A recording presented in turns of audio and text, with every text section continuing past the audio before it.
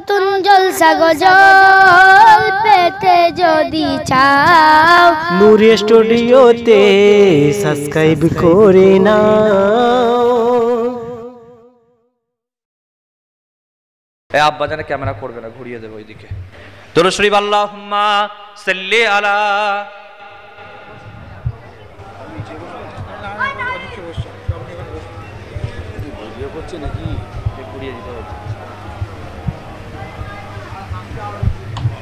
সমস্যা হ্যাঁ বলা যায়।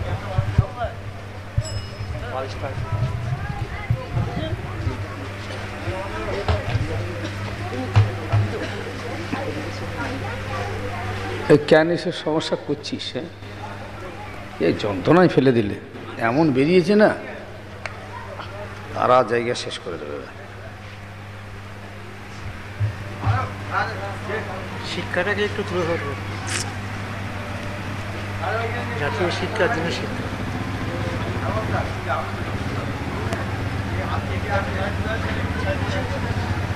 আসসালামু আলাইকুম ওয়া রাহমাতুল্লাহি ওয়া বারাকাতুহু।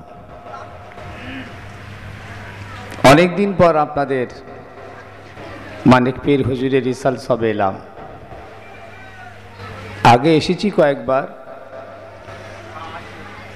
গত বছরও আসার দাওয়াত নিয়েছিলাম, কিন্তু শনিবার 5টা হয়ে গিয়ে হেরফের হয়ে গেছিল। 5টা শনিবার হওয়ার জন্য একদম মনে হয় 30শে চৈত্র মনে হয় আগামী বছর, গত বছর হয়েছিল।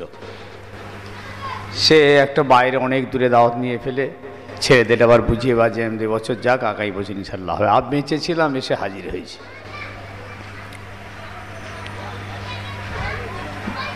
যাই হোক, বাৎসরিক জলসা দীর্ঘ বছর হয়ে আসছে।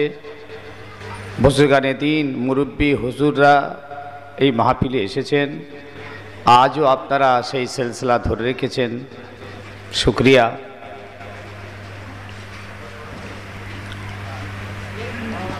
قال الله تعالى في كلام المجيد والفرقان الحميد إن الله وملائكته يصلون على النبي يا أيها الذين آمنوا صلوا عليه وسلموا تسليما اللهم صل على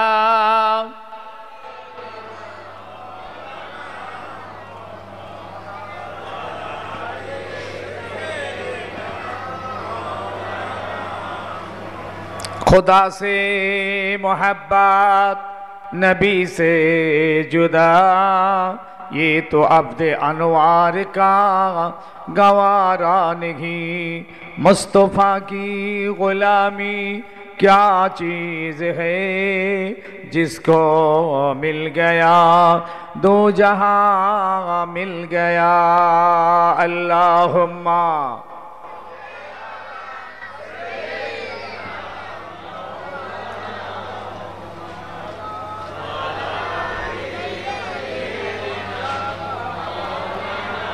कितनी है प्यारी रोज़ा को देखो, हूरो गिल्मा उन पर कुर्बान देखो।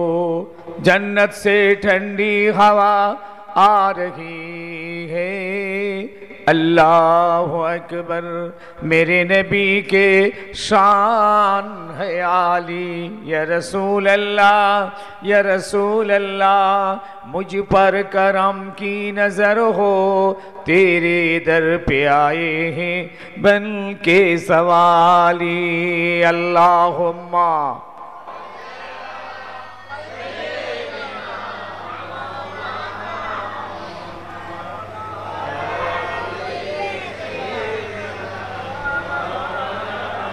قال الله تعالى في كلام المجيد والفرقان الحميد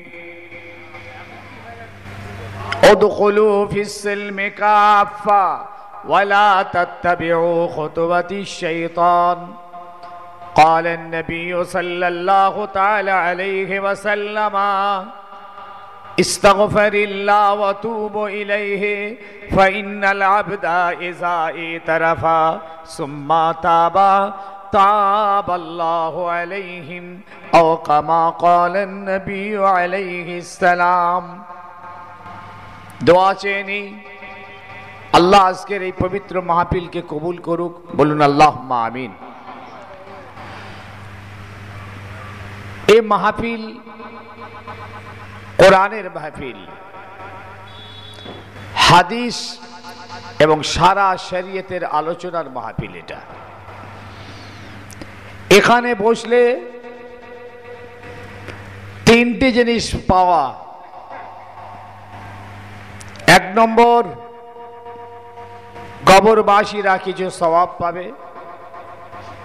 দু নম্বর, আমরা যারা জিন্দা আমরা কিছু সওয়াব পাবো। আর তিন নম্বর, যে পাওনাটা হলো মূল ভাইটাল, সেটা হলো এখান থেকে বসে কোরআন হাদিসের জ্ঞান অর্জন করে আমরা আমাদেরকে পাল্টে নেব, পরিবর্তন করে নেব, চরিত্রের ট্রিটমেন্ট করে নেব, হেদায়েতের পথ চিনব, জান্নাতের রাস্তা চিনব, সেই পথের প্রতীক হব। এটা হলো এই ৩ নম্বর। এটাই হলো মেন, এটাই হলো মূল। কবরবাসী তো কিছু পেয়ে যাবে, কোনো অসুবিধা নেই। আমরাও কিছু নেকি পেয়ে যাব, এখানটাও কোনো সমস্যা নেই। একবার সুবহানাল্লাহ পড়লি 10টা নেকি পাবেন।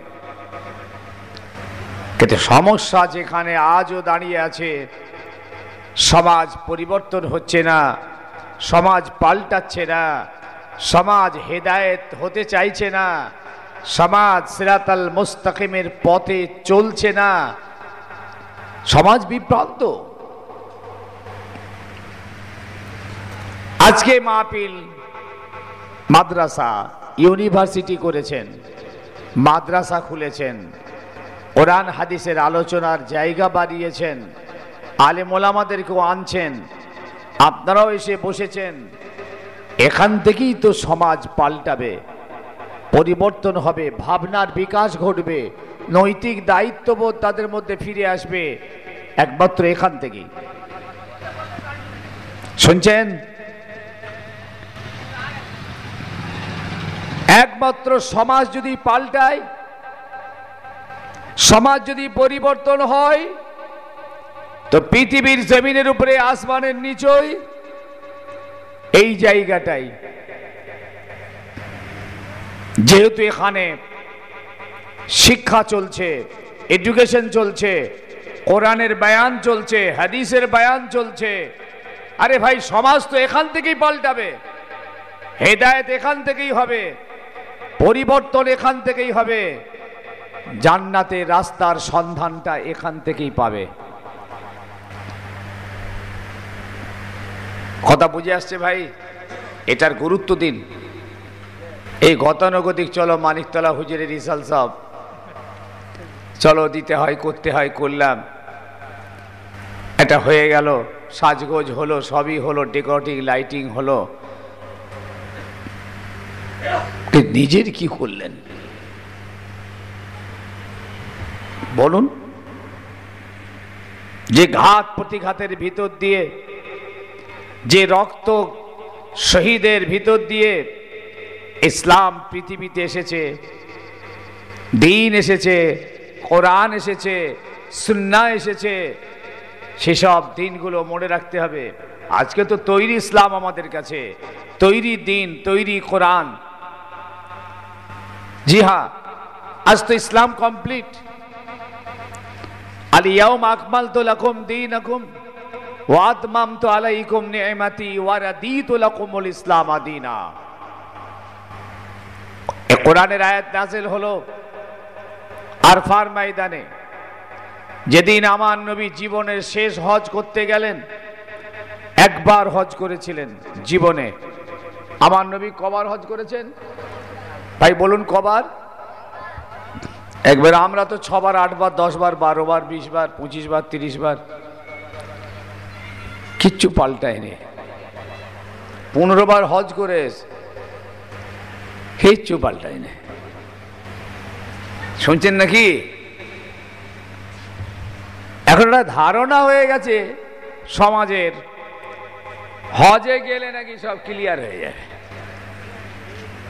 এই জন্য ঘন ঘন হজে যাচ্ছি আমরা। হজে গেলেই নাকি সব মাপ। কথাটাকে পরিষ্কার হওয়ার দরকার আছে সাহেব। হজ আল্লাহর এত বড় নিয়ামতি ইবাদত, সব থেকে কঠিন ইবাদত। পয়সা এবং শক্তি দুটো দরকার। ইবাদতে বাদানি, ইবাদতে মালি দুটো, টাকারও দরকার, শরীরের দরকার, তবে এই ইবাদতটা হয়। এই ইবাদত করতে গেলে আল্লাহর নবী বলেছেন, শুনলেন, আল্লাহ হাজী সাহেবের হজ যদি কবুল করেন, খুশি যদি হয়ে যান, সেই হাজী সাহেবটাকে কিরকম হয়ে যায়? যেমন একটা মায়ের গর্ভ থেকে বাচ্চা পৃথিবীতে এলে সেই বাচ্চাটা যেমন বেগুনা মাসুম থাকে, আল্লাহ সেই হাজী সাহেবকে বেগুনা মাসুম করে দেয়। তাহলে হজে গেলে গোনা তো মাফ হয়। হুজুর আরো একটা উদাহরণ দিলেন, যেমন লোহার কামার, একটা জাঙ্গার লোহাকে আগুনের মধ্যে ঢোকালো, আগুন থেকে বার করে আনলো, লাল হয়ে গেছে, সেই লোহার উপরে হাতুড়ির ঘা মারতে লাগলো। আস্তে আস্তে আস্তে আস্তে সমস্ত জাঙ্গার পরিষ্কার হয়ে গেল। রসুল বলছেন, একজন হাজী সাহেবকে আল্লাহ পাক তার গুনাহ থেকে এই রকম পরিষ্কার পরিচ্ছন্ন করে দেন। বলুন সুবহানাল্লাহ। কিন্তু কোন গুনাহ সমাজ এটা জানে? সমাজ জেনে নেন কোন গুনাহ মাফ হবে আর কোন গুনাহ মাফ হবে না। হুকুকুল্লাহ মাফ হয়ে যাবে। আল্লাহ চাইলে আল্লাহর গুনাহগুলো মাফ হবে। আল্লাহর কাছে যে গুনাহগুলো করেছি এগুলো মাফ হতে পারে, কিন্তু হুকুকুল ইবাদের গুনাহ মাফ হবে না। নামাজ পড়েননি, হজে যে খোদার কাছে কাঁদছেন, হজে কেন? এইখানে আপনি নামাজের মুসাল্লায় নামাজ চালু করে দিন, পিছনের নামাজের কাজার জন্য খোদার কাছে কাঁদুন, খোদা আপনাকে মাফ করে দেবেন।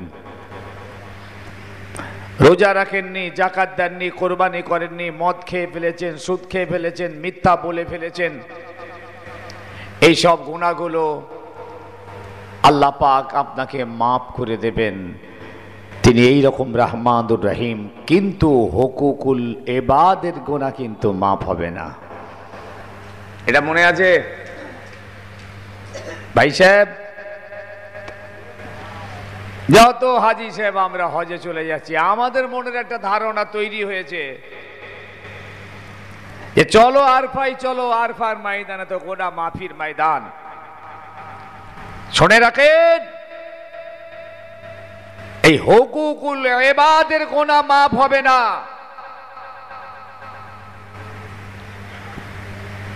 সমাজ পাল্টায়নি, হজ 10 বার হয়ে গেছে, সমাজ পাল্টায়নি। আমার নবী একবার হজ করেছিলেন, জীবনে একবার।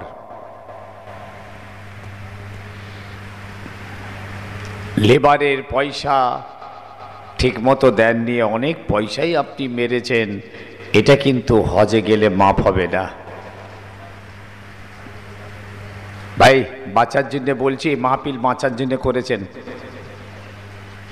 এই মাহফিল পরিবর্তনের জন্য করেছেন, এই মাহফিল পাল্টাবার জন্য করেছেন, এই মাহফিল কেবল শুনবার জন্য নয়। আর আমি আমজাদ ভাই আগেও বলেছি, শুনলে হেদায়েত নেই, শুনলে হেদায়েত নেই। শোনার পরে সমাজকে ভাবতে হবে, পাল্টাতে হবে, পরিবর্তন হতে হবে, আত্মসমীক্ষা করতে হবে, অ্যানালাইসিস করতে হবে। এই ভাবনা ভাবতে ভাবতে দ্বীন গুরুত্ব পাবে, শরীয়ত গুরুত্ব পাবে, রাসূল গুরুত্ব পাবে, ইসলাম গুরুত্ব পাবে। সেই দিন আপনার হেদায়েত নসিব, আপনি খোদার কাছে হেদায়েতের দরখাস্ত করবেন। বুঝেছেন? এক মাওলানা সাহেব ওয়াজ করেছে এক জায়গায়, আমি পরে যেতে আমাকে শোনাচ্ছে, আমি কি বলেছে? বলেছে, বাবা যা করছিস কর, আর কিছু করার নেই, যেমন করে খাচ্ছিস, যেমন করে মারছিস, মেরে নিচ্ছিস, কেড়ে নিচ্ছিস, ঝেড়ে নিচ্ছিস, যেমন পারে চলছিস, চলকে যা, কিন্তু বাবা একবার জীবনে হজে চলে যাবি, ব্যাস সব ক্লিয়ার হয়ে যাবে। আমাকে যেতে শোনাচ্ছে যে হুজুর এইমাত্র ওয়াজ করে চলে গেল, একটা মৌল সাহেব এসেছিলেন, তিনি এরম বলে গেলেন। তা তো বলে গেল, তো তাকে তো ধরবি, তো যে কোথা থেকে পেলে, যা খুশি করে বেড়াবো আর হজে গেলি মাপ। আসল কথা হচ্ছে ও একা জাহান্নামায় যাবে না, এই তোমাদেরকে নিয়ে যাবে, এই জন্য বলে গেছে একসাথে যাবে জাহান্নামায়।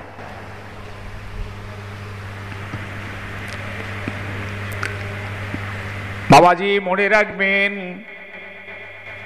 হুকুকুল্লাহ মাফ হয়ে যেতে পারে, হুকুকুল ইবাদ তো মাফ হবে না যদি বান্দা আপনাকে ক্ষমা না করেন। আল্লাহর হক, বান্দার হক, দুটো হক নিয়ে শরীয়ত দাঁড়িয়ে আছে। ও সোনার মানিক, আল্লাহর হক তো আমরা আদায় করি, কম হলেও করি, বেশি হলেও করি, বান্দার হক তো আদায় করি না। ও বাবাজি মনে রাখবেন, লেবার খাটালাম, লেবারের পারিশ্রমিকটা ইচ্ছা করে আমি দিলাম না। মনে রেখো সমাজ, কিয়ামত পর্যন্ত যদি জঙ্গলের ভিতরে গিয়ে আল্লাহ আল্লাহ আল্লাহ আল্লাহ এ তাসবিহ পড়তে পড়তে যদি মারা যান, ঠিকানা জাহান্নামা হবে। যতক্ষণ না পর্যন্ত সেই পাওনাদার লেবার আপনাকে ক্ষমা না করবেন। বুঝা গেল? সমাজে মনে রাখবেন, এইরকম কিছু মানুষ আমরা রয়েছি, পাওনাদারের পাওনা দিই না। ও বাপ, সোনার মানিক, জীবনে রাখবেন, ওজনে পাল্লাই আপনি কম দিলেন, মাপ আপনার হবে না বাবাজি। ওয়াদার খেলাপ করলেন, ক্ষমা হবে না। ও সোনার মানিক, আমানতটার আপনি খেয়ানত করে ফেললেন, এ গোনা তো মাপ হবে না বাপ। হাতে ধরে বলে যাচ্ছি, ইসলাম দুটো হুকুমের উপরে দাঁড়িয়ে রয়েছে। একটা হলো মা আতাকুমুর রাসূল ফাখুযুহু, রাসূল আমাদের জন্য যা এনেছেন হুকুম আকারে সেটাকে করতে হবে। ওয়া মা নাহাকুম আনহু ফানতাহু, এবং যেটা রাসূল নিষেধ আকারে এনেছেন সেটা ছাড়তে হবে। ইসলাম পরিপূর্ণ এইখানটায়। ও সোনার ভাই, মনে রাখবেন, সব ক্ষমা হয়ে যাবে বান্দা যদি ক্ষমা না করে। আর ময়দানে গিয়ে আপনি কাঁদবেন, সেজদায় পড়ে কাঁদবেন, নামাজে কাঁদবেন। আল্লাহর মায়া, আল্লাহ আপনাকে আল্লাহর হক আদায় করেননি, চাইলে ক্ষমা করে দেবেন। কিন্তু বান্দার যে হক তালফি করে আপনি রয়েছেন, এরা আপনাকে ক্ষমা না করলে ক্ষমা হবে না। কোন ইবাদত আপনাকে বাঁচাতে পারবে না বাপ। সমাজ এখানটা মোটে নেই, ভালো কাজের দিকে আছে, প্রচুর ভালো কাজ করছে সমাজ, সমস্যা নেই, কিন্তু হারামটা ছাড়তে চাইছে না। ভাই, আমাদের পীর মুর্শিদরা তো আমাদেরকে এই শিক্ষাই দিয়ে গেছেন। আজকে যে হাজরাতের ইসালে সব, এই যে ফকির সাহেব, কত বড় আল্লাহর ওলি, কি করে হয়েছে? ওয়াজ শুনে না, তখন এত ওয়াজের ঝামেলা ছিল না, এত ওয়াজের বাহার ছিল না, এত ওয়াজের নকশ নেগার ছিল না, এত ব্যয়বহুল ছিল না। ওয়াজ কি তখন তালিম চলতো, নসিহত চলতো। এক জায়গায় বসে কিছু মানুষ বসে গেল, তাদের কোরআন হাদিসের তালিম চলল। তালিম আমাদের হুজুর কেবলারাও তালিম দিতেন। হুজুর কেবলাদের জামানাতে যে ওয়াহপিল হয়েছে আজকে তার থেকে 1000 গুণ বেশি। 10টা গ্রাম মিলে একটা জলসা হতো, 5খানা গ্রাম মিলে একটা হতো, 5টা গ্রাম এক জায়গায় হয়েছে, হুজুর গেছেন ওয়াজ করেছেন। এখন একটা গ্রামে 10 বার হয়, 10খানা জলসা। বলুন, বাড়ছে ভাড়ুক, সমস্যা নেই, কিন্তু হারাম কমছে না কেন? হালাল বাড়ছে। তাহলে আলো এলে অন্ধকার চলে যাওয়ার কথা, আলো এসেছে অন্ধকার যায়নি, মানে আলোটাও থাক অন্ধকারটাও থাক, এটা অসম্ভব। ল বলবে আলো এলে অন্ধকার চলে যাবে। দ্বীন ইসলামের কালচার, শরীয়তের আলোচনা, কোরআন হাদিসের আলোচনার বাড় বেড়েছে, দ্বীন শরীয়তের আওয়াজ বেড়েছে, হারাম চলে যাওয়ার কথা। কিন্তু আফসোস আজকে হালালটাও আছে হারামটাও আছে। মনে রেখো সমাজ, আমাদের হালাল বাঁচাতে পারবে না, আমাদের হারাম আমাদেরকে জাহান্নামায় টেনে নিয়ে যাবে। একটা কথা বলি, অনেক জ্ঞানী মানুষ আছেন, আমাদের হালালগুলো খুব দুর্বল। আমরা যে ভালো কাজ করি সব দুর্বল। যেমন উদাহরণ দিই, আচ্ছা কোনো হাজী সাহেব বলবেন যে ভাই যে হুজুর আমার হজ কবুল হয়ে গেছে? আছেন কেউ বলবেন যে আমার হজ কবুল হয়েছে? কোনো নামাজি ভাই বলতে পারবো যে আমার নামাজ কবুল হয়েছে? বলেন। কেউ কোরবানি দেনেওয়ালা বলবেন যে আমার কোরবানি কবুল হয়েছে? কেউ বলতে পারছি না। দেখেছেন, দুর্বল হয়ে গেল। তাহলে হালাল কাজটা দুর্বল হলো, এই জন্য দুর্বল। আমরা বলতেই পারলাম না যে হ্যাঁ আমারটা কাজ কবুল হয়েছে। কিন্তু হারাম, কেউ যদি একটা মিথ্যে কথা বলে, সলিড কাবিরা গুনাহ, কোনো সন্দেহ নেই এতে। এক ঢোক যদি কেউ মদ খায়, সলিড কাবিরা গুনাহ, এতে কোনো সন্দেহ নেই। পাল্লায় টিপ দিয়ে যদি 2 গ্রাম মাল ইচ্ছা করে কেউ কম দেয়, সলিড কাবিরা গুনাহ, এতে কোনো সন্দেহ নেই। ভাই কথা শুনছেন? গীবত করলেন, সলিড কাবিরা গুনাহ, জিনার গুনাহ, এতে কোনো সন্দেহ নেই। কিন্তু আপনি হজ করেছেন, বলতেই পাচ্ছেন না কবুল হয়েছে কিনা। তাহলে আমাদের হালালগুলো হলো দুর্বল আর হারামগুলো হচ্ছে সবল। এই হারাম আমাদের বাঁচাতে পারবে না, হারাম আমাদেরকে জাহান্নামায় নিয়ে যাবে। অঙ্ক বোঝার চেষ্টা করবেন। এই জন্যে শেখ সাদি রহমাতুল্লাহ বলেছিলেন, বাবা যদি আল্লাহর ফারমানবরদারি করতে না পারো, ভালোটা যদি করতে নাও পারো, অন্তত নাফরমানিটা বন্ধ করো। নাফরমানিটা বন্ধ করো। একবার দরুদ শরীফ পড়েন, আল্লাহুম্মা সাল্লি আলা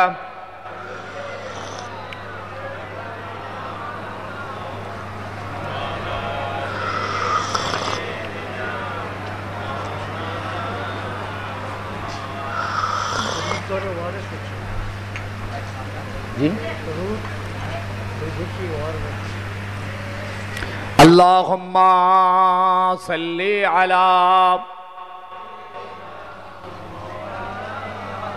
ওয়া আলা আলি সাইয়্যিদিনা। নবী আমার আরফার ময়দানে গেলেন। আরফার ময়দানে নবী আমার জীবনে শেষ একবার হজ করলেন। এই আরফার ময়দানে বাপ্পারা মামারা নবী, ইয়তীম এসির নবী ওই কাসওয়া উটের উপরে বসলেন। কিছু কম বেশি প্রায় 2 লক্ষ মানুষের সমাগম হয়েছে। উটের লাগাম ধরে আছেন আমার নবী পাকের জীবনের একজন শেষ সাহাবা, নাম হলো জারির বিন আব্দুল্লাহিল বাজালি। উটের লাগাম ধরে আছেন, আল্লাহর নবী উটের উপরে বসে আছেন। উট গাল নাড়ছে, ওই লালাগুলো আস্তে আস্তে ওই সাহাবীর ঘাড়ের উপরে গিয়ে পড়ছে। হুজুর জারিরকে বলেছিলেন, ও জারির, আরফার ময়দানে মানুষগুলোকে একবার চুপ করতে বলো, আমি কিছু প্রয়োজনীয় কথা আমি বলে যেতে চাই। বাবা জারির, একবার চুপ করতে বলো তো। জারির একটা আওয়াজ দিলেন। এই আওয়াজে গোটা আরফার ময়দানের মানুষ সব চুপ হলো। দয়ার নবী ওয়াজ শুরু করলেন। হুজুর ওয়াজ শুরু করলেন, খুব গুরুত্বপূর্ণ হুজুর কথাগুলো বলেছিলেন সেদিন, অনেক কথা বলেছিলেন। আমার নবী আর জীবনে হজে আর যেতে পারবেন না। হুজুরের আরফা মিনা মুজদালিফা যাওয়া হবে না। তাই নবী আমার আরফার ময়দানটাই বেছে নিলেন। 2 লক্ষ মানুষের কাছে রাসূলুল্লাহ জীবনের শেষ মূল্যবান কথাগুলো শুনিয়ে দেবেন।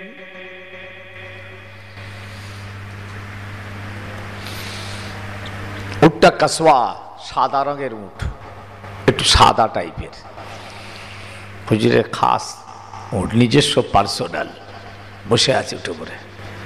গোটা আরফার ময়দান দেখছেন, সব চুপ হয়ে গেল। নবী আমার ওয়াজ শুরু করলেন, ও আমার সাহাবীরা, বাবারা, আর হয়তো আমার সঙ্গে দেখা হবে না, আর হয়তো বলা হবে না, আর হয়তো আসা হবে না বাবা। তাই কটা কথা বলে যাচ্ছি, ভালো করে মনে রেখো। যারা আজকে ময়দানে এসেছো আমার কথাগুলো মনে রেখো। যারা আজকে আসতে পারেনি তাদের কাছে আমার কথাগুলো পৌঁছে দিও। বাবারা, আল্লাহর নামাজ আদায় করো। পয়গম্বর মুস্তাফা চোখ ভরা পানি নিয়ে হুজুর বলছেন, সাহাবীরা চুপ, একদম পিন পড়লে আওয়াজ হবে। 2 লক্ষ সাহাবী স্তব্ধ।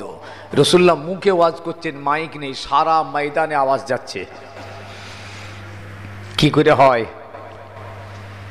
কোন বিজ্ঞান, কোন সায়েন্সের কলা কৌশল যে একজন মানুষ মুখে কথা বলছেন, 2 লক্ষ মানুষ শুনছেন।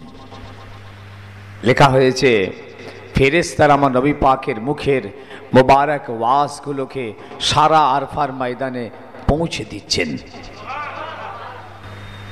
নালে হয় কি করে? হুজুর মুখে মাইক নেই, মুখে কথা বলছেন একটা উটের উপর বসে, চতুর্দিকে আওয়াজটা যায় কি করে? প্রত্যেকটা সাহাবী শুনছেন। এটা হয়, এগুলো হয়, এগুলো খাস মুজিজা।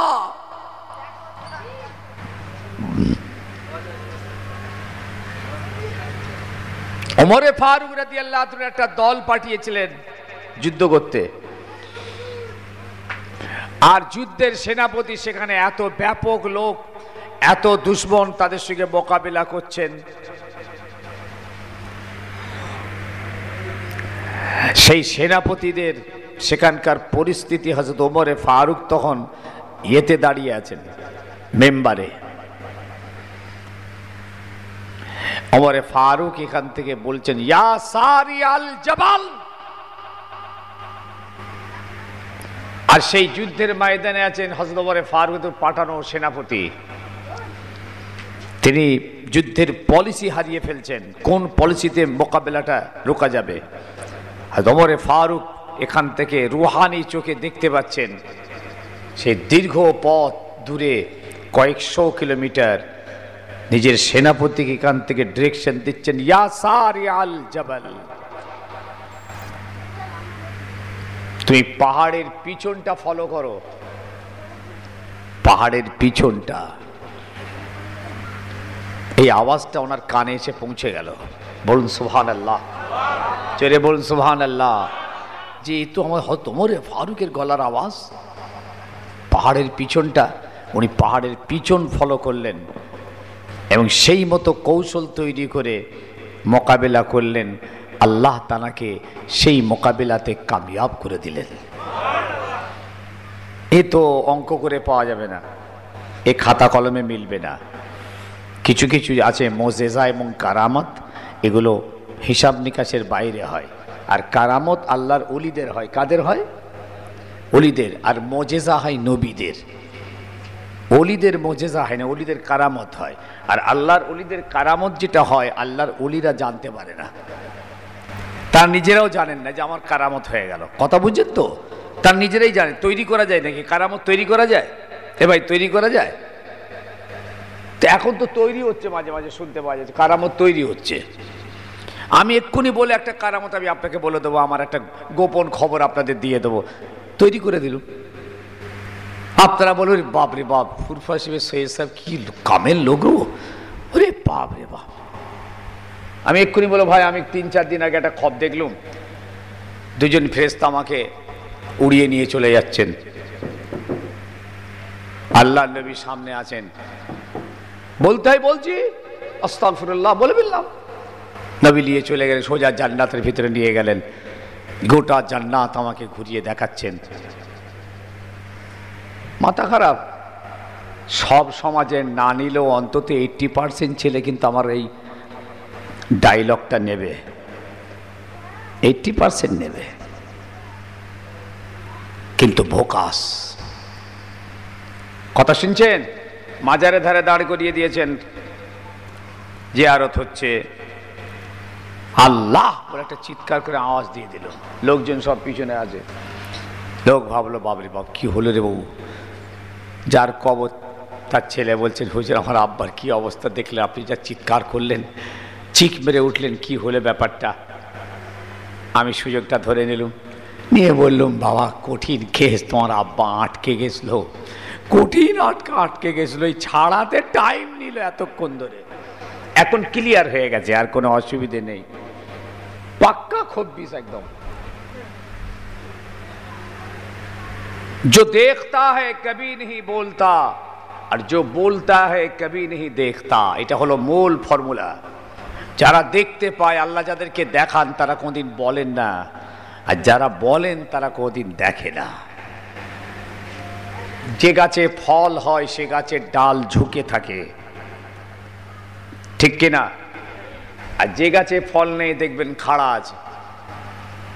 যে হাঁড়িতে মাল থাকে ও হাঁড়ির আওয়াজ নেই, আর যে হাঁড়িতে মাল নেই খালি হাঁড়ি বিশাল আওয়াজ। আল্লাহ নবী দয়াল নবী রহমাতাল লিল আলামিন নবী আরফার ময়দানে ওয়াজ শুরু করলেন। ও আমার সাহাবীরা, বাবারা, বিদায় বিদায় বিদায়, আলবেদা আলবেদা আলবেদা। এমন মর্মান্তিক, এমন ভাবে রাসূলুল্লাহ আওয়াজ করছিলেন, সাহাবীদের মনটা ব্যথাই, মনটা ভরে যাচ্ছিল, যে রাসূলুল্লাহ যেন আমাদের কাছ থেকে বিদায় নিয়ে নিচ্ছেন। ও বাবাজি, আল্লাহ নবী বলতে লাগলেন, নামাজ আদায় করবে, রমজানে রোজা রাখবে, সাহেবে নেশাক মালদার হজ যাকাত কোরবানি আদায় করবে। ও বাবারা, এতিমের মাল মেরে নেবে না, বেওয়ার মাল মেরে নেবে না, অসহায় দুস্থ মানুষের জমি জায়গা ভিটে বেটা জোর জুলুম করে নেবে না। ও বাবাজিরা, মদ সুদ ঘুষ জেনা ব্যভিচারী করবে না, আমানতের খেয়ানত করো না, ওয়াদা করে ওয়াদার খেলাফ করো না। বাবারা, মায়ের হক আদায় করো, বাপের হক আদায় করো, স্বামীর হক, স্ত্রীর হক, প্রতিবেশীর হক, মুসলমানের হক, পীরের হক আদায় করো।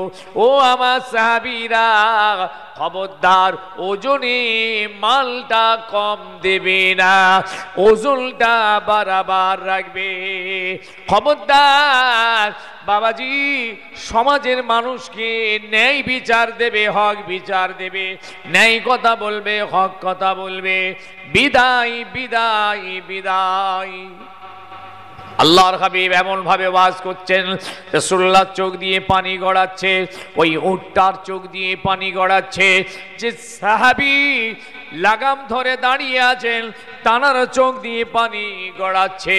গোটা আরফার ময়দানের সমস্ত সাহাবীদের চোখ দিয়ে পানি গড়ায়। হুজুর মাঝে মাঝে বলছেন বিদায়, আলবিদা আলবিদা আলবিদা। বাবা, আর দেখা হবে না, হয়তো আর হয়তো দেখা হবে না। আর সত্যি আর দেখা হয়নি, হুজুর মালুম হয়ে গেছিল, হুজুরকে জানিয়ে দেওয়া হয়েছিল। শুনছেন? আল্লাহ পাক আমার নবীর পারমিশন নিচ্ছেন। মওত আবার কারো পারমিশন নিয়ে হয়নি, কিন্তু আমার নবীর মওতটা পারমিশন হয়েছিল। মওত আমার নবী তাবে হয়ে গেছিল। নবী বললে তবে মওত হবে, নবী না বললে মওত হবে না। আল্লাহ আমার হাবিবকে বলেন, হাবিব যদি তুমি চাও তাহলে তুমি চলে এসো, আর যদি তুমি থাকতে চাও পৃথিবীতে থাকো, তোমাকে অনুমতি দিলাম, দুটো পারমিশনের এখতিয়ার দিলাম। আমার নবী আল্লাহ দিদারটাকে চেয়ে নিলেন। শুনছেন, মূসা আলাইহিস সালামকে আল্লাহ বললেন, মূসা তুমি যদি পৃথিবীতে থাকতে চাও তাহলে ভেড়ার গায়ের উপরে হাত মারো, ওই হাতের তালুতে যত পশম উঠবে তত বছর আল্লাহ তোমার হায়াত বাড়িয়ে দেব। আর যদি তুমি চলে আসতে চাও তাহলে তুমি চলে এসো। তা দেখছেন, একজন নবীর মৃত্যু হওয়ার ব্যাপারটা নবীর উপরে ছেড়ে দিচ্ছেন, আল্লাহ আমার হাবিবের উপরে ছেড়ে দিয়েছেন। আর আমার হাবিব অবশ্যই জেনে নিয়েছিলেন, তিনি মওতটাকে চেয়ে নিয়েছিলেন, তাই মৃত্যু তার হয়ে যাবে, এগিয়ে আসছেন। তাই হুজুর ওই বিদায়ী ময়দানে, বিদায়ী হজের আরফাতে যে ওয়াজ করেছিলেন, আজও ইতিহাস বিরল, বহু কথা বলেছেন মুস্তাফা সেদিন। বুঝেছেন বাবা আমার, ভাই আমার, ও ছেলেরা, রাসূলুল্লাহ এইভাবে আওয়ামের আর মানাহি সব কথাগুলো হুজুর বলে ফেললেন। বলেন বাবারা মনে রেখো, মনে রেখো, মনে রেখো, যারা আজকে আসেনি তাদের কাছে পৌঁছে দিও। এই পৌঁছানো চলছে, সেই পৌঁছানো আজও চলছে, পৌঁছে দাও। হুজুর আমার জাবর আহমদ পাহাড়টার ধারে গিয়ে দাঁড়ালেন। জাবরাত পাহাড়ের ধারে দাঁড়িয়ে বাপমারা মামারা নবী, এতিমের নবী মোবারক দুটো হাত আসমানের দিকে তুলে ফেললেন। ও আল্লাহ, আমার গুনাহগার উম্মত উম্মতিদের জীবনের গুনাহকে মাফ করে দিন। জোরে হলো না? সবাই মিলে হবে না? চাইছেন হুজুর, হাতটা এরকম করে উঁচু করে দিয়েছেন, এরকম করে নয়, এইরকম। আল্লাহ আমার গুনাহগার উম্মত উম্মতিদের উপরে আল্লাহ আপনি রহম নাজিল করুন। আল্লাহ আমার গুনাহগার উম্মত উম্মতিদের নাজাত নসিব করুন। দয়াল নবী রাহমাতাল লিল আলামিন নবী এইভাবে আল্লাহর কাছে দুটো হাত তুলে রোনাজারি করে আরফার ময়দানে কাঁদছেন। ওই দিনই এই আয়াত নাজিল হয়ে গেল, নবী আজ আমি আলিয়াউমা আকমালতু লাকুম দীনাকুম, আমি আপনার দ্বীন ইসলামকে পরিপূর্ণতা দান করে দিলাম। আলিয়াউমা আকমালতু লাকুম দীনাকুম ওয়া আতমামতু আলাইকুম নি'মাতি, এবং আপনার উপরে আমার নিয়ামত আমি আল্লাহ পরিপূর্ণ করে দিলাম। ওয়া রাদিতু লাকুমুল ইসলাম দীনা, এবং দ্বীন ইসলাম ধর্মের উপরে আমি আল্লাহ খুশি হয়ে গেলাম। জোরে বলুন সুবহানাল্লাহ। ওই দিনে আয়াত নাযিল হলো, পরিষ্কার ইসলাম কমপ্লিট, আজও কমপ্লিট, আগামী দিনও কমপ্লিট, আর কিছু বাড়ানো যাবে না, কমানো যাবে না। কথা বুঝেছেন? কোরআন শিপ আর খুলবে না, শিল। আসমান থেকে কোনো কোরআন আর আসবে না ভাই সাহেব, কোনো নবী আসবে না, জিবরিল আমিনও আর আসবে না। আল্লাহ আমার হাবিবের কাছে এইভাবে দোয়া চেয়েছেন, আমার হাবিব আল্লাহর কাছে এইভাবে দোয়া চেয়েছেন আরফান ময়দানে। আল্লাহু আকবার। এইবার আরফান ময়দানে আল্লাহ পাক আমার নবীকে খবর পাঠালেন, এই নবী, এই নবী, আপনার ওসিলায় আমি আরফার ময়দান কবুল করে নিলাম। জোরে বলুন আরফা কবুল। আজকে আরফার ময়দানে না গেলে হজই হবে না। হাই সাহেবদের জিজ্ঞেস করুন, আরফার ময়দানে যাওয়া হলো হাই সাহেবদের জন্য ফরজ, আপনাকে পৌঁছাতেই হবে ওখানে। অসুস্থ হয়ে গেল আপনাকে নিয়ে যাবে সেখানে, হসপিটাল আছে, আপনি হসপিটালের ভিতরে থাকবেন, হসপিটালের ভিতরে থাকবেন, কোনো সমস্যা নেই, কিন্তু আপনাকে ঢুকতে হবে এরিয়ার মধ্যে, সীমা আছে, সীমানার মধ্যে ঢুকে পড়তে হবে। আমার হাবিব, আপনার কোনো গুনাহগার উম্মত উম্মতি এই আরফার ময়দানে এসে আল্লাহর কাছে রোনাজারি করে যখন কাঁদবে, আমি আপনার খাতিরে, আপনার ওসিলায় এই আরফা আমি কবুল করে নিলাম, আপনার ওই গুনাহগার উম্মাতিদের জীবনের গুনাহকে মাফ করে দেব। সুবহানাল্লাহ। কিন্তু ওই হকুকুল ইবাদ মাফ হবে না, এটা মনে রাখবেন, কিন্তু এটা গুলিয়ে ফেলবেন না যেন। জমিতে গিয়ে আল মেরে কোদাল মেরে আলের 12টা বাজিয়ে দিয়েছেন, হবে না, ও মাফ হবে না। এই সব বললেই তো সমস্যা। যদি ইসলামের কথা ঠিক মতো বলতে যাই, তলোয়ার চলবে, কোথায় গিয়ে লাগবে তার ঠিক নেই, তসনস, তা মাফ হবে না। হকুকুল্লাহর হকুকুল ইবাদ খুব ডেঞ্জারাস, বলে রাখছি। হকুকুল্লাহ মাফ হয়ে যাবে, যাও, আল্লাহ চাইলে মাফ করে। তিনি গফুর, তিনি রহিম, তিনি রহমান, তিনি গফফার। তিনি বলেছেন তো, বান্দা আমার কাছে একটু তওবা কর, ভুল তোরা করেছিস, তওবা কর, আমি তোদের মাফ করে দেবো, আমার ওয়াদা। তুব ইলাল্লাহি তাওবাতান নাসুহা। ভুল তো তোরাই করবি, পা তো তোদেরই হড়কাবে, হ্যাঁ, গোনা তো তোদেরই হবে, হ্যাঁ, তোদের জন্য আমি একটা অপশন রেখেছি। তোরা গোনা করে ফেলবি, আবার ফিরে এসে আমার দরওয়াজায় দাঁড়িয়ে একটু অন্তর দিয়ে তওবা করবি। এই দরওয়াজা তোদের জন্য খুলে রেখেছি। পৃথিবীর কোন জাত এ জায়গায় আসে না, আসবেও না। তারা গোনা করলে গোনাই করে, তাদের মাফির কথা তাদের কোনো খেয়াল নেই, তারা মাফি চায়ও না। কিন্তু ঈমানদার মুমিন আমরা গোনা করে ফেললেও আল্লাহ আমাদের জন্য একটা রাস্তা খুলে রেখেছেন, তওবা। খালেস অন্তরে বান্দা যখন আল্লাহর কাছে ফিরে এসে তওবা করে, আল্লাহ তওবা কবুলিয়াতের দরওয়াজাটা খোলা আছে। আপনার তওবাকে কবুল করে আল্লাহ আপনার গুনাহকে মাফ করে দেবেন। আত-তায়েবুন, কোরআন পাকের আয়াত, আত-তায়েবুন, মুমিনরা হলো তওবাকারী। গুনাহটা করি, তওবা করি না, কথা ঠিক কিনা বলুন আপনারা? আমরা দেখুন ভুল করে ফেললাম, কিন্তু তওবাটা করছি না।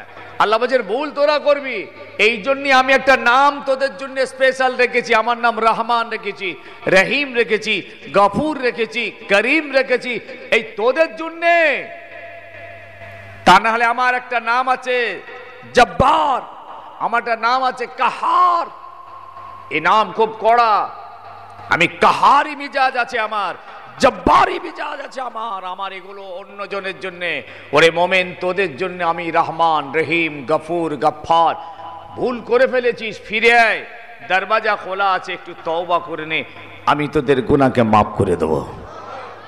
কিন্তু বান্দার গুনাহটা মাফ হবে না, এই কথাটা ভুলে যাবেন না যেন, সবসময় মনে রাখবেন। এটা সবসময় মাইনাস। এটা মাফ হওয়ার জন্যে যার জমিটা জোর করে রেকর্ড করে নিয়েছেন তার কাছে গিয়ে ক্ষমা চাইতে হবে। ভাই অসুবিধা হচ্ছে নাকি? যে লেবারের পয়সা আমরা দিইনি তার কাছে গিয়ে ক্ষমা চেয়ে নিতে, ভাই তুই মাফ করে দিস, তাহলে মাফ। যার ওজনে মালটা আপনি কম দিয়েছেন তার কাছে গিয়ে আপনাকে ক্ষমা চাইতে হবে, তাহলে ক্ষমা। মুআমিলাত খুব কঠিন আছে। আমি তো আমজাদ ভাই যিনি বলি, নামাজি পাওয়া যাবে, রোজাদার পাওয়া যাবে, হাজি পাওয়া যাবে, তসবিহওয়ালা পাওয়া যাবে, জাকিরিন পাওয়া যাবে, বুঝেছেন, তসবিহওয়ালা পাওয়া যাবে, জি হ্যাঁ সব পাওয়া যাবে। আলেম পাওয়া যাবে, হাফেজ পাওয়া যাবে, ইমাম পাওয়া যাবে, কারি পাওয়া যাবে, পীর পাওয়া যাবে, দরবেশ পাওয়া যাবে, বক্তা পাওয়া যাবে, আমির পাওয়া যাবে, মুবাল্লিগ পাওয়া যাবে। কিন্তু চরিত্রবান মুসলমান পাওয়া কঠিন আছে।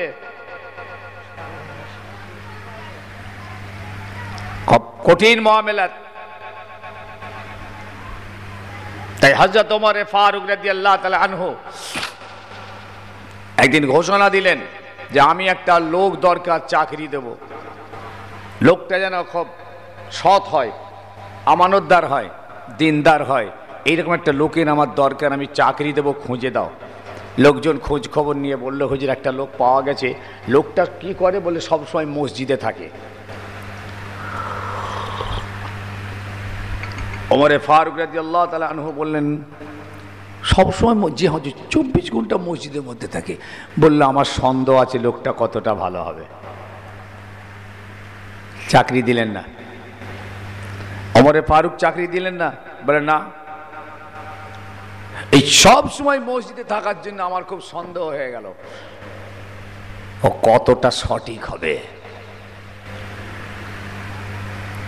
তাহলে চরিত্র আলাদা জিনিস। ওমর রাসূলুল্লাহ বলেছিলেন, একটা পাহাড়, ওহদ পাহাড়টা যদি সরে যায়, কিংবা যে কোনো পাহাড় যদি কেউ এসে বলে এখান থেকে সরে চলে গেছে, বিশ্বাস করো। কিন্তু একটা মানুষ তার চরিত্র পাল্টে গেছে বললে কিন্তু বিশ্বাস করো না। বুঝেছেন? তো একটা আল্লাহর ওলির কথা বলি। একজন আল্লাহর ওলি, কোরআনের হাফেজ, দরবেশ, ফকির, আল্লাহওয়ালা, তসবিহ, তেলাওয়াত, ফরজ নামাজ, ইবাদত, নফল সব। এত লোকটা বিশ্বাসী ছিলেন যে লোকজন তার কাছে টাকা পয়সা আমানত রাখত। লোকটার নাম হলো ফুজাইল বিন আয়াজ রাহমাতুল্লাহ আলাইহ। সব থেকে বড় ডাকাত, সব থেকে বড় ছিনতাইকারী সেই এলাকায়, সেই সময়ে নামকরা ছিনতাইকারী ছিলেন ফুজাইল বিন আয়াজ রাহমাতুল্লাহ আলাইহি। কিন্তু পরবর্তী জীবনে এমন তওবা তিনি করলেন, এমন মাফি চাইলেন, এমন খোদার কাছে ক্ষমা চাইলেন, আল্লাহ তার ক্ষমাকে কবুল করে তাকে সেই জামানার সবথেকে বেলায়েতের একজন আল্লাহর ওলি বানিয়ে দিলেন। ফুজাইল বিন আয়াজ রাহমাতুল্লাহ আলাইহি, বাবা শুনছেন? একটা তাবু গাড়লো, তাবু, মরুভূমির ধারে একটা তাবু গাড়লো। সেই তাবুর ভিতরে উনি বসতেন, জিকির, আজকার, তেলাওয়াত, মুরাকাবা, মুশাহিদা করতেন। আর তাঁর একটা গোন্ডা বাহিনী রেখেছিলেন। সেই বাহিনীদের দিয়ে রাস্তায় যেসব ব্যবসায়ী লোক যাতায়াত করে তাদের মাল কেড়ে নেয়, হুজুরের কাছে জমা পড়ে, হুজুর সব ভাগ বটরা করে। এই ছিল দৈনন্দিন কাজ। ভালো করে শুনবেন, ফুজাইল বিন আয়াজ রাহমাতুল্লাহ আলাইহি এইভাবে তিনি একদিন আছেন।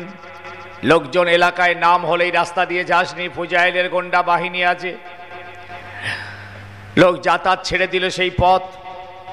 কিন্তু একজন হাফেজে কোরআন একদিন ঘোড়ার উপরে সওয়ার হয়ে তিনি ওই পথ দিয়ে যাচ্ছেন। লোকজন মানা করলো, যেও না, এখানে ফুজাইলের গোন্ডা বাহিনী আছে। হাফেজে কোরআন বলেছিলেন, আল্লাহর হুকুম যা আছে তাই হবে, এই পথ দিয়ে আমি যেতে চাই। তিনি রওনা হয়ে গেলেন। আল্লাহর কোরআনে পাক তেলাওয়াত করতে করতে করতে করতে যাচ্ছেন। যে সময়টা ওই ফুজাইল বিন আয়াজের তাবু সামিল দিয়ে পার হবেন, ওই জায়গাটায় যখন পৌঁছেছেন, তখন তার মুখ দিয়ে এই আয়াতটা প্রকাশ পেয়ে যাচ্ছে, আলাম ইয়ানিল্লাযিনা আমানু আন তাকশা কুলুবাহুম লিযিকরিল্লাহ। ও ঈমানদার মুমিনেরা, তোমরা কি পারো না তোমাদের অন্তরটা আল্লাহর ইবাদতের ভিতর দিয়ে আল্লাহর ভয়ে ভীতু করতে? আয়াতটার মানেটা বুঝুন। আলাম ইয়ানিল্লাযিনা আমানু আন তাকশা কুলুবাহুম লিযিকরিল্লাহ। ও ঈমানদার, তোমরা তো আল্লাহর ইবাদত বন্দেগী করো, জিকির আজকার করো। এই জিকির আজকারের ভিতর দিয়ে তোমরা তোমাদের অন্তরটাকে কি আল্লাহর ভয়ে ভীতু করতে পারো না?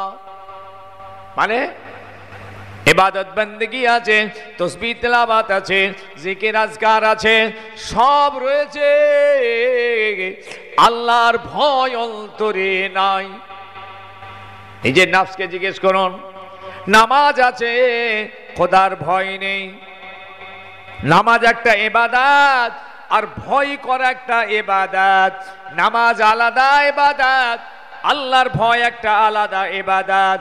যদি কোনো বান্দার নামাজের ইবাদতের সঙ্গে খোদার ভয় যদি জায়গা পায়, ওই বান্দাটা আল্লাহর ওলি হয়ে যাবে।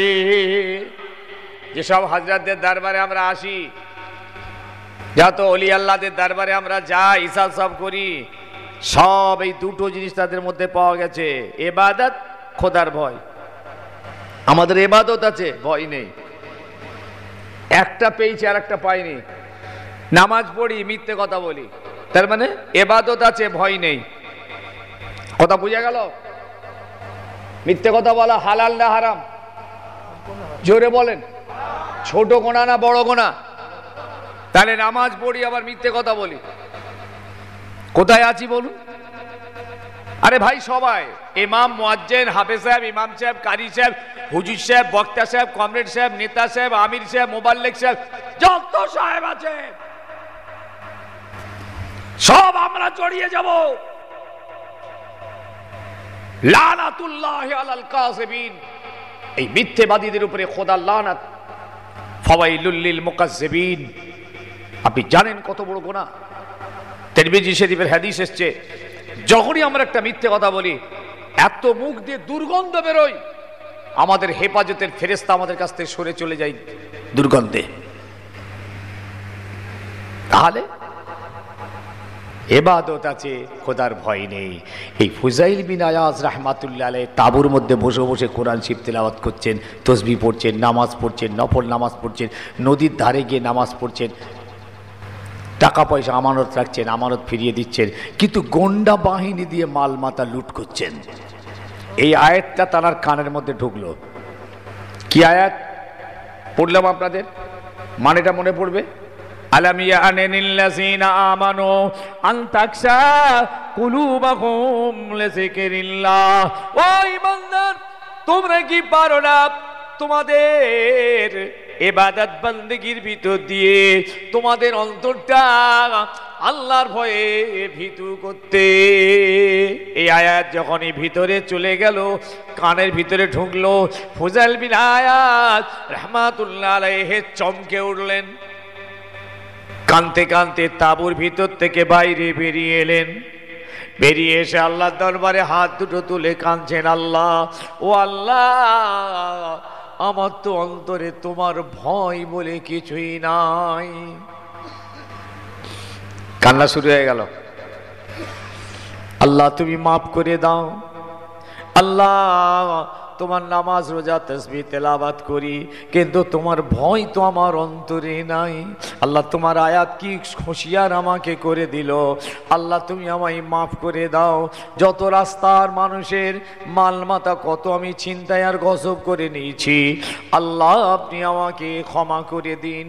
আসমান থেকে ইলহাম হলো, এইদিকে তাকান, ইলহাম হচ্ছে ওলিদের উপরে হয়, আর ওহি নবীদের উপরে হয়। ইলহাম আল্লাহর ওলিদের উপরে হয়, আর ওহি হয় নবীদের উপরে।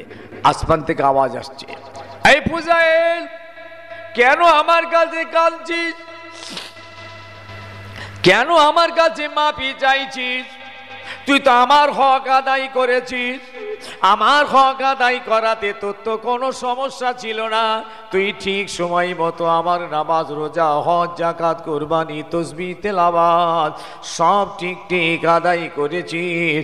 আমার কাছে তোকে মাফি চাইতে হবে না। যা, যাদের হক মেরে দিয়েছিস, যাদের টাকা পয়সা আত্মসাৎ করেছিস, যাদের মাল মাথা ছিনতাই করেছিস, তাদের কাছে গিয়ে ক্ষমা চেয়ে নে। তারা যদি তোকে ক্ষমা করে দেয়, আমি আল্লাহ তোকে মাফ করে দেব। যে নামাজ পড়ে পড়ে কপাল কালো হয়ে গেছে, কালো হয়ে গেছে, এত সামনে ঘষেছে না, পুরো কালো হয়ে গেছে। লোক বলবে বাপরে বাপ, বিরাট নামাজি আল্লাহ করে। খবরটা একটু ভালো করে নিয়ে দেখবেন। আমার রসুল বলতেন, একটা মানুষকে ভালো তখনই বলবে যখন তুমি তার সঙ্গে মুআমেলাত করবে, টাকা পয়সার লেনদেন করবে, তার সঙ্গে একটু মেলামেশা করবে, উঠা বসা করবে, তার সঙ্গে সম্পর্ক সময় দেবে, তারপর তুমি দেখবে লোকটা কীরকম চরিত্রের। কথা বুঝতে পেরেছেন ভাই? রসুল্লাহর কথা বলছি, ওপর থেকে দেখলে হবে না। হ্যাঁ, এসব ওপর থেকে দেখার জিনিস নেই। ইনি একদম অমুক সাহেব, তমুক সাহেব, এই সাহেব, ওই সাহেব, থাক। আমি আমজাদ, আমার বড় জামা দেখতে পাচ্ছেন, হুজুর দেখতে পাচ্ছেন, টুপি দেখতে পাচ্ছেন, ওয়াজ করছি, পুরো আসার মদারে থাক। আগে মুআমেলাত করো, আগে লেনদেন করো, ওঠা বসা করো, দেখো মানুষটাকে ওয়াজ করো।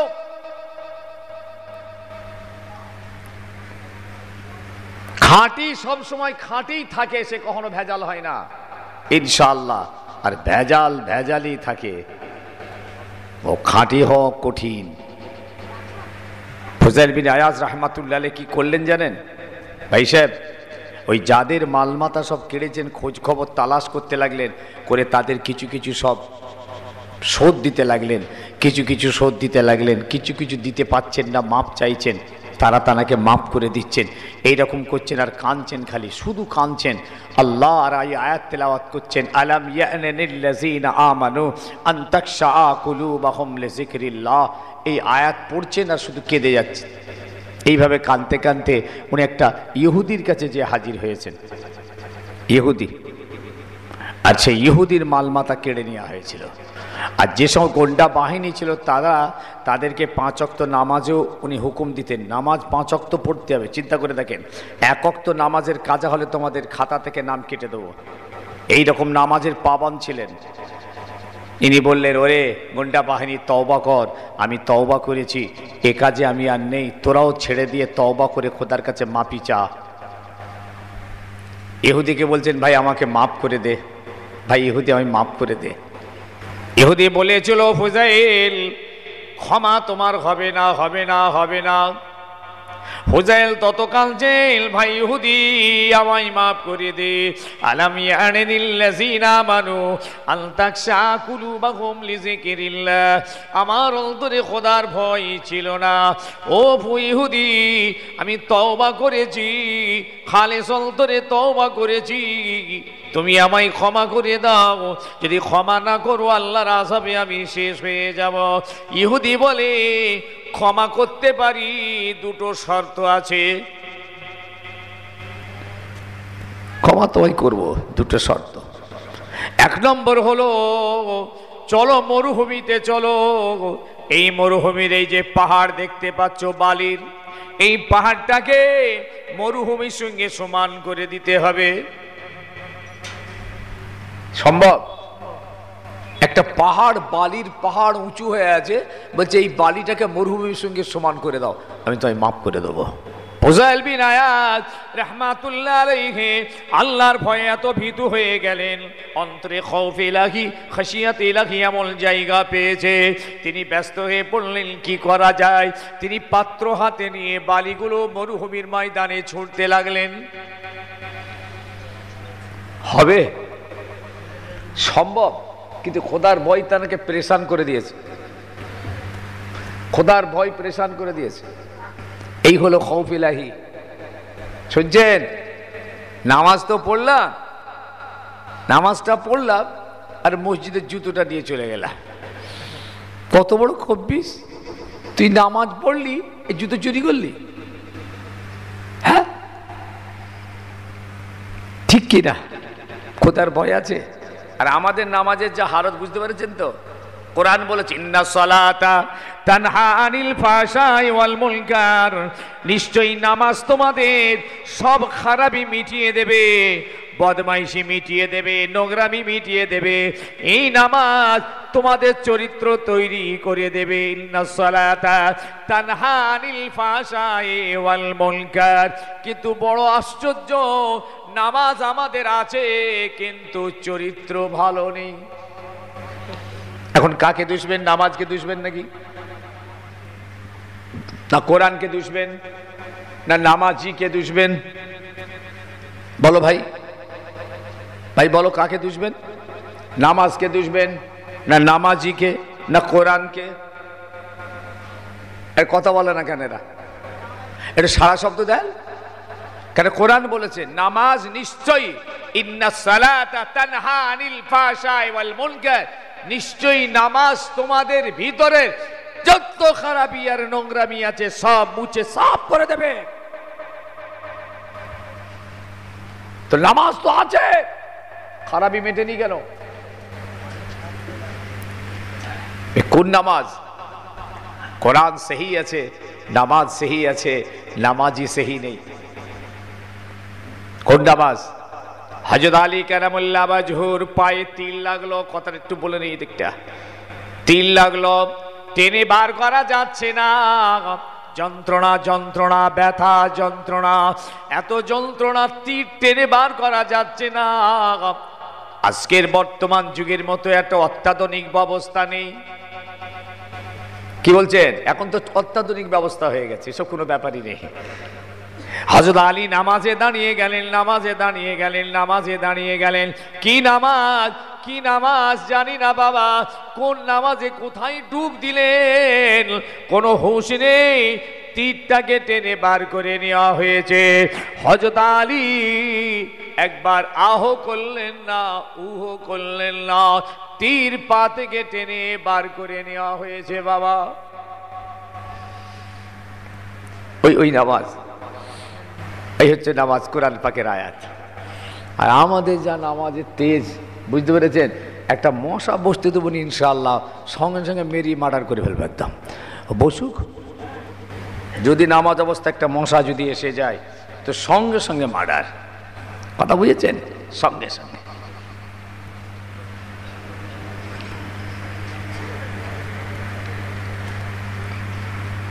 ইহুদি বলল চলো পাহাড় সোজা করো।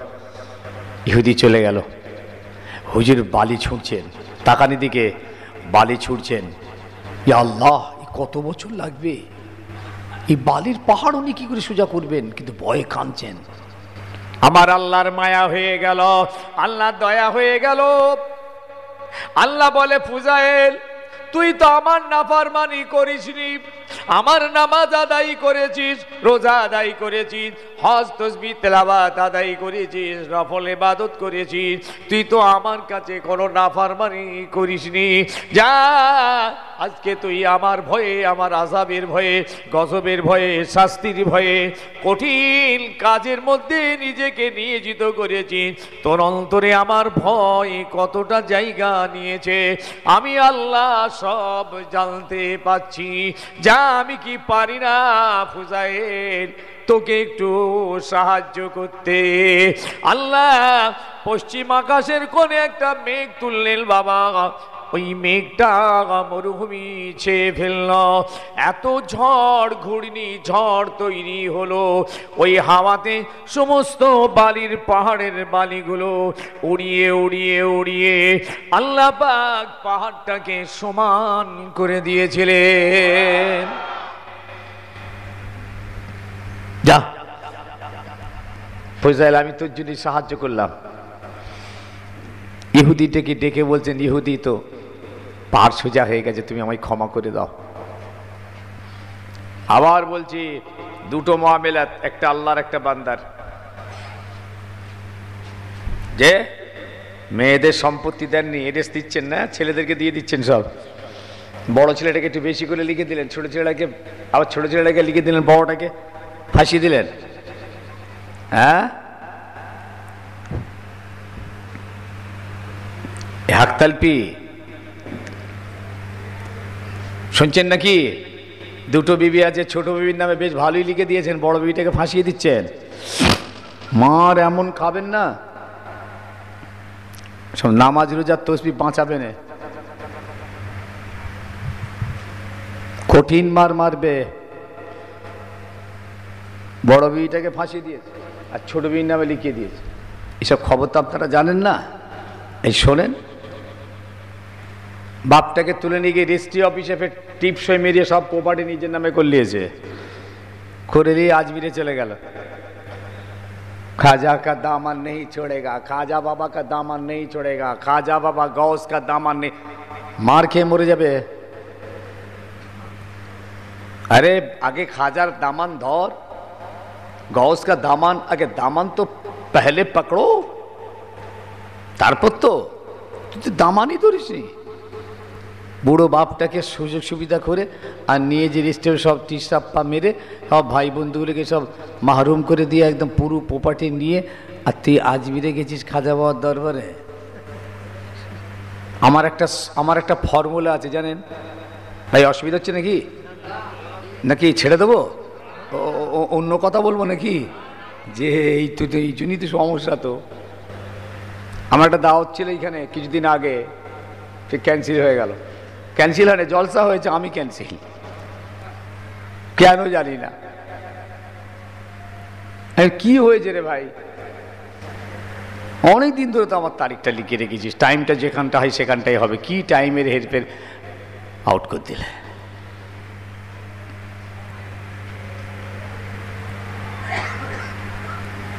আমাকারু আমাকার আল্লাহ ওয়াল্লাহু খায়রুল মাকিরিন।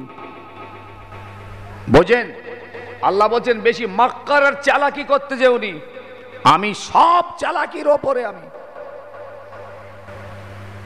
ঈসা আলাইহিস সালামকে মারার জন্য যখন লোক দৌড়ালো, ঈসা নবী ঘরের মধ্যে ঢুকলেন, আর প্রথম যে ব্যক্তিটা ঈসাকে মারার জন্য ঘরের মধ্যে ঢুকেছিলেন, আল্লাহ ঈসাকে ফেরেশতা দিয়ে আসমানে তুলে নিলেন, আর ওই লোকটির চেহারাটা ঈসার চেহারাতে পাল্টে দিলেন।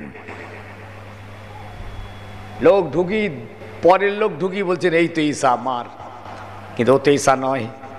আসল ঈসা আলাইহিস সালাম কোথায় আছেন? চতুর্থ তবক আসমানে আছেন, চতুর্থ তবক আসমানে আছেন, এখনো হায়াতে আছেন, জিন্দা আছেন, আবার পৃথিবীতে আসবেন। এরা বলছে না, ওই যে পেরেক মেরে দিয়েছে, এই হলো জিসাস ক্রাইস্ট। আমাকারু আমাকার আল্লাহ ওয়াল্লাহু খায়রুল মাকিরিন। চালাকি চতুরি করতে, মাক্কারগিরি করতে যেওনি, সব মাক্কার ফ্লাশ হয়ে যাবে, কোন চক্করে পড়ে যাবে বুঝতে পারবে না। বুঝেছেন?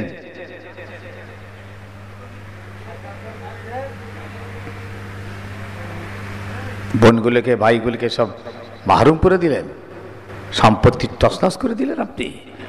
হ্যাঁ, মাফ হবে না আপনার। খাজা বাবার দরবারে গেছেন, মাফ হবে না। আচ্ছা, গাউস কা দামান নেই ছোড়েগা,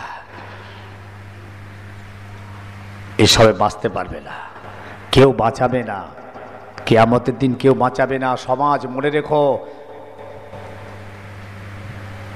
কেউ বাঁচাবে না। ফাতেমা রাসূলুল্লাহর মেয়ে, খাতুনে জান্নাত, তিনিও তানার সারা জীবন আল্লাহর ইবাদত বন্দেগী থেকে এক চুল পরিমাণ কম করেননি, অবহেলা করেননি, ইবাদতের পাবন্দ ছিলেন। তিনি তো খাতুনে জান্নাত, রাসূলুল্লাহর মেয়ে, ইবাদতের দরকার কি ছিল বলুন? নবী পাক সাল্লাল্লাহু আলাইহি ওয়াসাল্লাম সারা লাইফ ইবাদত বন্দেগীর ভিতর দিয়ে জীবন কাটিয়েছেন। সাহাবাদেরকে ইবাদত করতে বলেছেন। ইবাদত সর্বদিক ব্যতীত ইবাদত সাহেব, একটা হলো আল্লাহর হক আদায় করে ইবাদত, আর একটা বান্দার হক আদায় করে ইবাদত। ফুজাইল বিন আয়াজ রাহমাতুল্লাহ আলাইহি এই অবস্থা দেখে ইহুদি অবাক হয়ে গেল, বলে বাপ রে বাপ, কি করে কি হলো এটা, এ কি করে অসম্ভব, কি করে হয়ে গেল? ফুজাইল বলেন, জানি না। ও ভাই ইহুদি, তুমি কি আমাকে ক্ষমা করবে? আগে ক্ষমা করো, পাহাড় সমান হয়ে গেছে। ইহুদি বলে, ক্ষমা তো করব, আর একটা শর্ত। আর একটা, সেটা হবে এইরকম, আমার বালিশের নিচুতে কিছু সোনার ঢেলা আছে, ওইটাকে নিয়ে তুমি আমার হাতে এনে দেবে, আমি জানবো তুমি আমার ঋণ শোধ করলে, আমি তোমায় ক্ষমা করে দেবো। ফুজাইল বিন আয়াজ দৌড়ে ঘরে গেলেন, বালিশের নিচে ওই পুটলিটা পেলেন, পুটলিটা পেয়ে গেলেন, কাপড়ে বাঁধা। ওই পুটলিটা এনে, সোনার পুটলি এনে ইহুদির হাতে দিয়ে দিয়েছে। ইহুদি কাপড়টা খুলে দেখছে সোনা বাঁধা রয়েছে। সঙ্গে সঙ্গে ইহুদি ফুজাইলে দুটো হাত জড়িয়ে ধরে বলেছিল, ও ফুজাইল, তুমি আগে আমাকে তওবা করিয়ে দাও, কলমাটা পড়িয়ে মুসলমান বানিয়ে দাও। হায়রান, ইহুদি মুসলমান হতে চাইছে। হযরত ফুজাইল বিন আয়াজ রাহমাতুল্লাহ আলাইহি সঙ্গে সঙ্গে তাকে তওবা করিয়ে কলমা পড়িয়ে মুসলমান বানিয়ে দিলেন। ইহুদি জিজ্ঞেস করছেন, নব মুসলমান হয়ে গেলেন, ইনি জিজ্ঞেস করছেন, ভাই ও ফুজাইল, তুমি কি বলতে পারো কেন আমি ইহুদি ধর্ম ত্যাগ করে ইসলাম গ্রহণ করে আমি কেন মুসলমান হয়েছি? হুজুর বলেন, জানি না, তুমি আগে আমাকে বলো, আমাকে তুমি ক্ষমা করলে কিনা। আলাম ইয়ানি লিল্লাযিনা আমানু আন তাকশা কুলুবাহুম লিযিকরিল্লাহ, আমার অন্তরে আল্লাহর ভয় নেই, আমি তওবা করেছি, হারাম থেকে তওবা করেছি, তুমি আগে আমাকে ক্ষমা করো ভাই, না হলে আমি জাহান্নামী হয়ে যাব। ইহুদি বলে, শোনো ভাই, আমি তাওরাত কিতাবের মধ্যে আমি পড়েছি, নিজে আমি জানতাম তাওরাত কিতাবের মধ্যে আল্লাহ পাক জানিয়েছেন কোন বান্দা যদি নিজের অপরাধের কথা স্বীকার করে, পাপ এবং ভুলের কথা স্বীকার করে, আল্লাহর কাছে যদি খালিস অন্তরে তওবা করে মাফি চায়, আল্লাহ ওই বান্দা তওবা কবুল করলে ওই বান্দা যখন কোনো মাটির ঢিলাতে হাত লাগায়, ওই তওবাকারী তওবার হাতের ছোঁয়াতে আল্লাহ মাটিটাকে সোনা বানিয়ে দেয়। আমি তোমাকে পরীক্ষা করছিলাম তোমার তওবাটা কতটা খাঁটি হয়েছে, কতটা আল্লাহর দরবারে কবুল হয়েছে। তাই আমি কাপড়েতে আমি মাটি বেঁধে রেখেছিলাম, তোমার হাতে ছোঁয়ায় এই মাটিটা সোনা হয়ে গিয়েছে। তোমার তওবা কবুল হয়ে গেছে, তোমার তওবা কবুল হয়েছে। এসো ফুজাইল, আমি তোমাকে মাফ করে দিলাম। বলুন সুবহানাল্লাহ। বড় বড় আল্লাহর ওলি হয়ে গেছেন, মাতাল আল্লাহর ওলি হয়েছেন, সুদখোর আল্লাহর ওলি হয়েছেন, ডাকাত আল্লাহর ওলি হয়েছেন। এরকম হাজার হাজার আল্লাহর ওলির জীবনীতে দেখবেন প্রথম জীবনে তারা কোন পথে ছিলেন, কিন্তু তওবা যারা একটা করেছিলেন, কি তওবা করেছিলেন, আল্লাহু আকবার, আমূল পরিবর্তন ঘটিয়ে সেই জামানার বড় বড় আল্লাহর ওলি হয়ে গেছিলেন। আমরা গোনা করে ফেলছি, তওবাটা করি না। আমার রসুল 100 বার করে তওবা করতেন। কতবার? কতবার? 100 বার করে হুজুর তওবা করতেন। তাই একদিন আম্মাজান আয়েশা সিদ্দিকা রাদিয়াল্লাহু তাআলা আনহাকে আমার রসুল বলেছিলেন, আপনারা জানেন অনেক বড় হাদিস, কোরআনের আয়াত এসছে, আম্মাজান আয়েশা সম্পর্কে একটা মিথ্যা বদনাম দিয়েছিল একটা মুনাফিক। মুনাফিকদের সর্দার আব্দুল্লাহ ইবনে উবাই ইবনে সুলুল আমার আম্মাজানের সম্পর্কে একটা মিথ্যা বদনাম। সেই জায়গাটায় অনেকখানি ব্যাপার হয়ে গেছে। আসমান থেকে ওহী এলো, সেই ওহী এসে তখন পরিষ্কার আল্লাহ পাক জানালেন আয়েশা হচ্ছে পাক, আয়েশা পাক। আসমান থেকে ওহী না এলে কিন্তু এই ব্যাপারটা পরিষ্কার হতো না, আল্লাহ করেছিলেন। সেই সময় আমার নবী আয়েশাকে বলেছিলেন, আয়েশা আন্নাহু বালাগানি আন্নাকে কাযা ওয়া কাযা ইন কুনতে বারিয়াতিন ফাসায়ুবাররিকিল্লাহ ওয়া ইন কুনতে আলমামতে বিযামবিন ফাস্তাগফিরিল্লাহ ওয়া তুবু ইলাইহি। আম্মাজান আয়েশা সিদ্দিকাকে রাসূল কি বলছেন? তখন মধ্যে ওহী আসেনি, আম্মাজানের পাক দামানি ঘোষণা হয়নি, হুজুরের মনের মধ্যে কনফিউশন তৈরি হয়েছে। হুজুর আয়েশাকে কি, আয়েশা তোমার ব্যাপারে এরকম কিছু খবর আমার কাছে এসেছে, আন্নাহু বালাগানি আন্নাকি কাযা ওয়া কাযা ইন কুনতে বারিয়াতিন ফাসায়ুবাররিকিল্লাহ। আয়েশা যদি তুমি পাক হও, নামছেন আস্তে আস্তে, এই ধরো, ধরে নাও।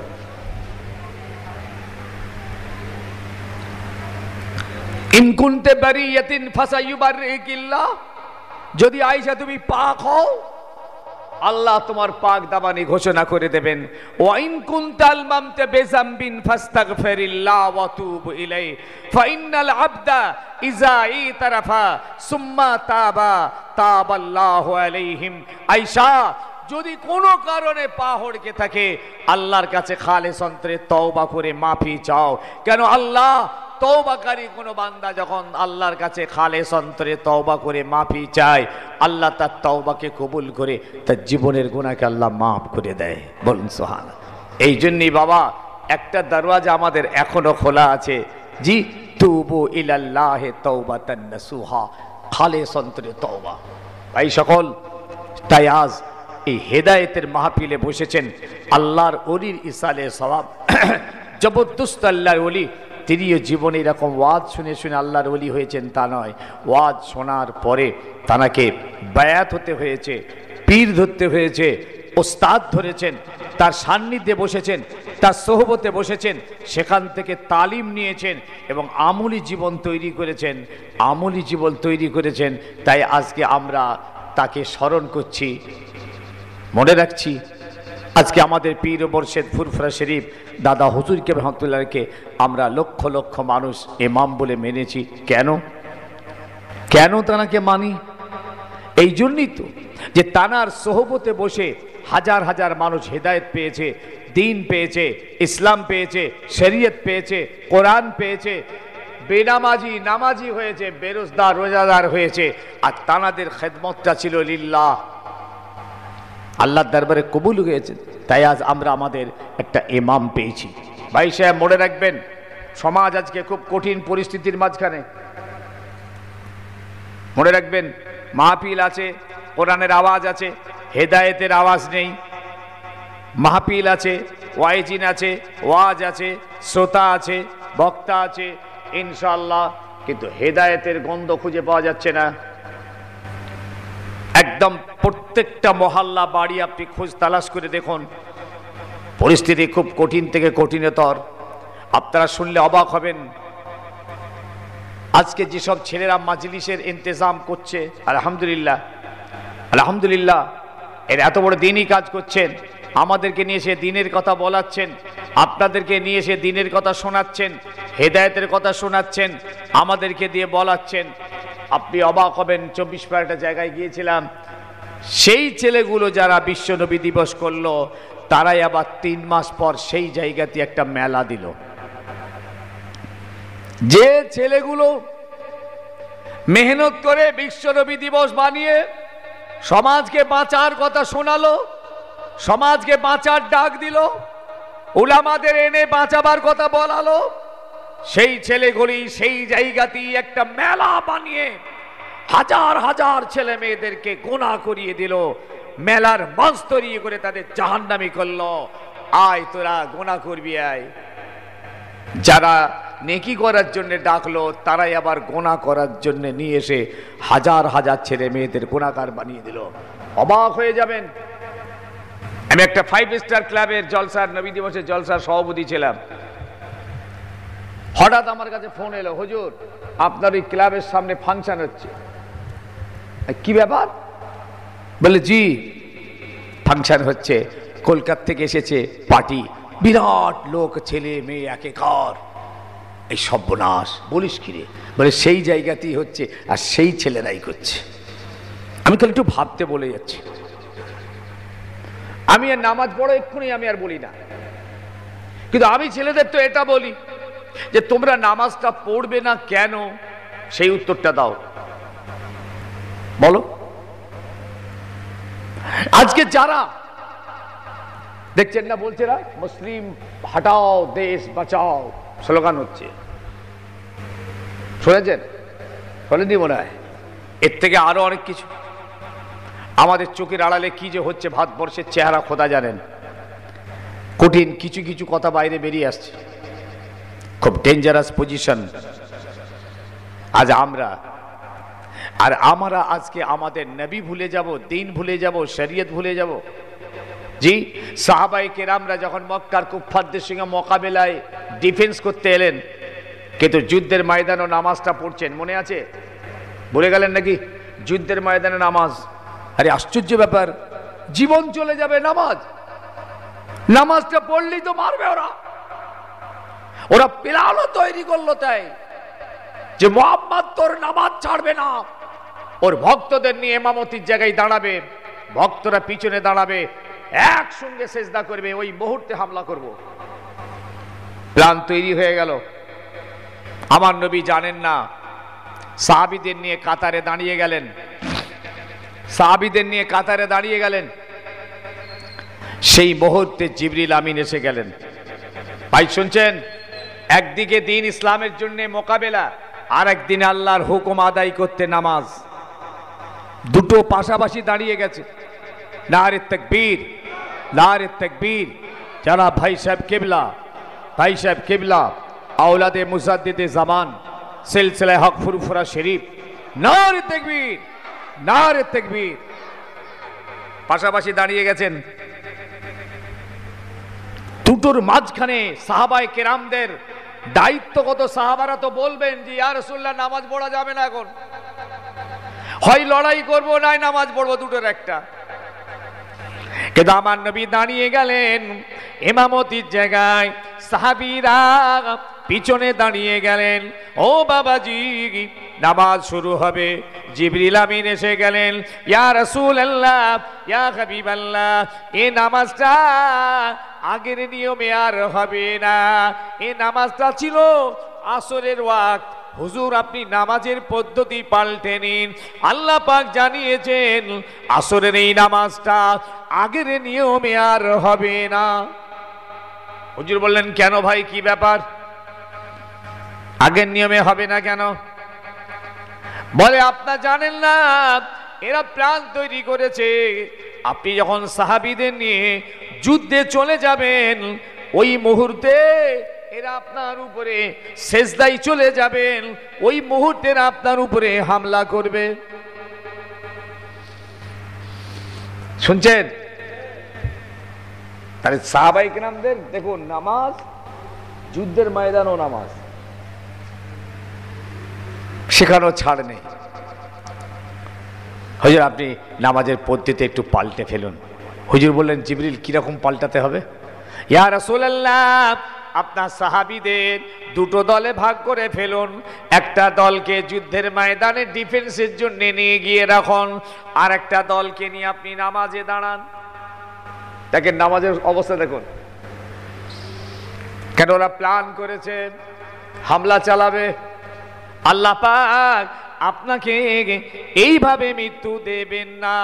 ইয়া রাসূলুল্লাহ, দুটো ভাগে ভাগ করে ফেলুন, একটাকে নিয়ে আপনি নামাজে দাঁড়ান, আর একটা দলকে দুশমনদের সামনে দাঁড় করিয়ে দিন। আপনি এদের, আপনার পিছনে এই সাহাবীরা এক রাকাত নামাজ পড়ে এরা ময়দানের দিকে চলে যাবে। ময়দানে থাকা সাহাবীরা এসে আপনার পিছনে দাঁড়িয়ে যাবে। আপনি এদেরকে প্রথম রাকাত আদায় করাবেন। এরা এক রাকাত পড়ে নিয়ে আবার ময়দানে চলে যাবে। ময়দানে সাহাবীরা এসে আপনার পিছনে আবার দাঁড়াবে। এরা দ্বিতীয় রাকাত আদায় করবে। এরা আবার ময়দানে যাবে। ময়দানে গুনে এসে আপনার পিছনে দাঁড়াবে। এরা এক রাকাত পড়ে নেবে। হুজুর, আপনি অপেক্ষায় থাকবেন। ইয়া রাসূলুল্লাহ, এই নামাজটা আল্লাহর দরবারে কবুল হয়ে যাবে। সুবহানাল্লাহ, সুবহানাল্লাহ। এই নামাজের নাম হলো সালাতুল খৌফ, যুদ্ধকালীন নামাজ। কি নামাজ? যুদ্ধকালীন নামাজ, যুদ্ধকালীন সালাতুল খৌফ। এই নামাজ আপনি আমি পড়লে হবে না, এটা রোটেশন নামাজ। এই যাচ্ছে আর আসছে, একদল যাচ্ছে একদল আসছে, একদল যাচ্ছে একদল আসছে, এটা রোটেশন নামাজ, রোটেশন। বুঝছেন? আপনি পারবেন না যে এক রাকাত পড়ে নিয়ে দেখি ঘন্টা খরিদ্দার এসে গেছে, দোকানে মালটা দিয়েছে, ফের দ্বিতীয় রাকাত আল্লাহু আকবার করবেন নাকি? মায়েরা ভাববে এক রাকাত পড়িয়ে যাকে জায়গা, ওখানে চুলে আঙুলটা ঠিকঠাক করে জালটা দিয়ে ভাতটা থেকে শুনে নিয়েছে, আবার এক রাকাত হবে না। ওটা নবীর জন্য খাস, ওই ময়দানেতে খাস, ওই দিনের জন্য খাস। আমার নবী যখন এরকম রোটেশন নামাজ চালু করেছে, ওদের মাথা খারাপ। আমার নবী নামাজ শেষ করলেন। এই সালাতুল খৌফ ইতিহাস রচনা করেছে যে রাসূল পাক সাল্লাল্লাহু আলাইহি সাল্লাম এইরকম কঠিন পরিস্থিতির মাঝখানেও আল্লাহর নামাজ তাঁরা আদায় করেছেন। আজ আমাদের সব আছে, নেই, সব আছে, হেদায়েত খুঁজে পাওয়া যাচ্ছে না। যে হারে আমাদের পরিবর্তন হওয়ার দরকার ছিল, আমরা হতে পারছি না। তাই ভাই সাহেব, মিশকাতের একটা হাদিস এসছে, আল্লাহর নবী হুজুর নূর সাল্লাল্লাহু আলাইহি ওয়াসাল্লাম ঘোষণা দিয়েছেন, কিয়ামতের কতগুলো আলামত জাহির করেছে। কিয়ামতের বড় বড় আলামতগুলো আপনারা জানেন। পশ্চিম দিকে সূর্য উঠবে, ভূমিকম্প হবে, দাজ্জাল বার হবে, ইয়াজুজ মাজুজ বার হবে। বুঝতে পেরেছেন? এগুলো হলো কিয়ামতের বড় বড় নমুনা, বড় বড় আলামত। আর ছোট ছোট আলামতের সুগরা, এই ছোট আলামতগুলো কিন্তু সব প্রকাশ পেয়েছে, আমাদের বাড়িতে বাড়িতে জায়গা পেয়ে গেছে। এবার আলামতের সুগরা দুটো একটা বলি, বুঝতে পারছি, কিন্তু আমরা তো সুন্দর আছি, কিন্তু কিয়ামতের আলামত আমাদের মধ্যে ঢুকে গেছে, আমরা ধরতে পারছি না। আলামতগুলো কি বোঝা যাচ্ছে না, মনে রাখতে পারছি না যে এগুলো কিয়ামতের আলামত। আল্লাহ নবী বলেছিলেন ইউরফাউল ইলমা ওয়া ইয়াকসিরুল জিহলা, ইলম উঠে যাবে, জিহালাত বেড়ে যাবে, মূর্খতা বাড়বে, অজ্ঞতা বাড়বে, দিন শরীয়তের ইলমা থাকবে না। হাক্কানি আলেমদের আল্লাহ পাক তুলে নেবেন, এই সমস্ত আলেমদের তুলে নিয়ে পৃথিবীর জমিনে জিহালাতের আখড়া তৈরি হয়ে যাবে। দ্বীনের জ্ঞান থাকবে না, শরীয়তের ইলম থাকবে না, সুন্নাতের জ্ঞান থাকবে না, হাদিস কোরআনের জ্ঞান থাকবে না। আল্লাহ নবী বললেন এটা হলো কিয়ামতের আলামত।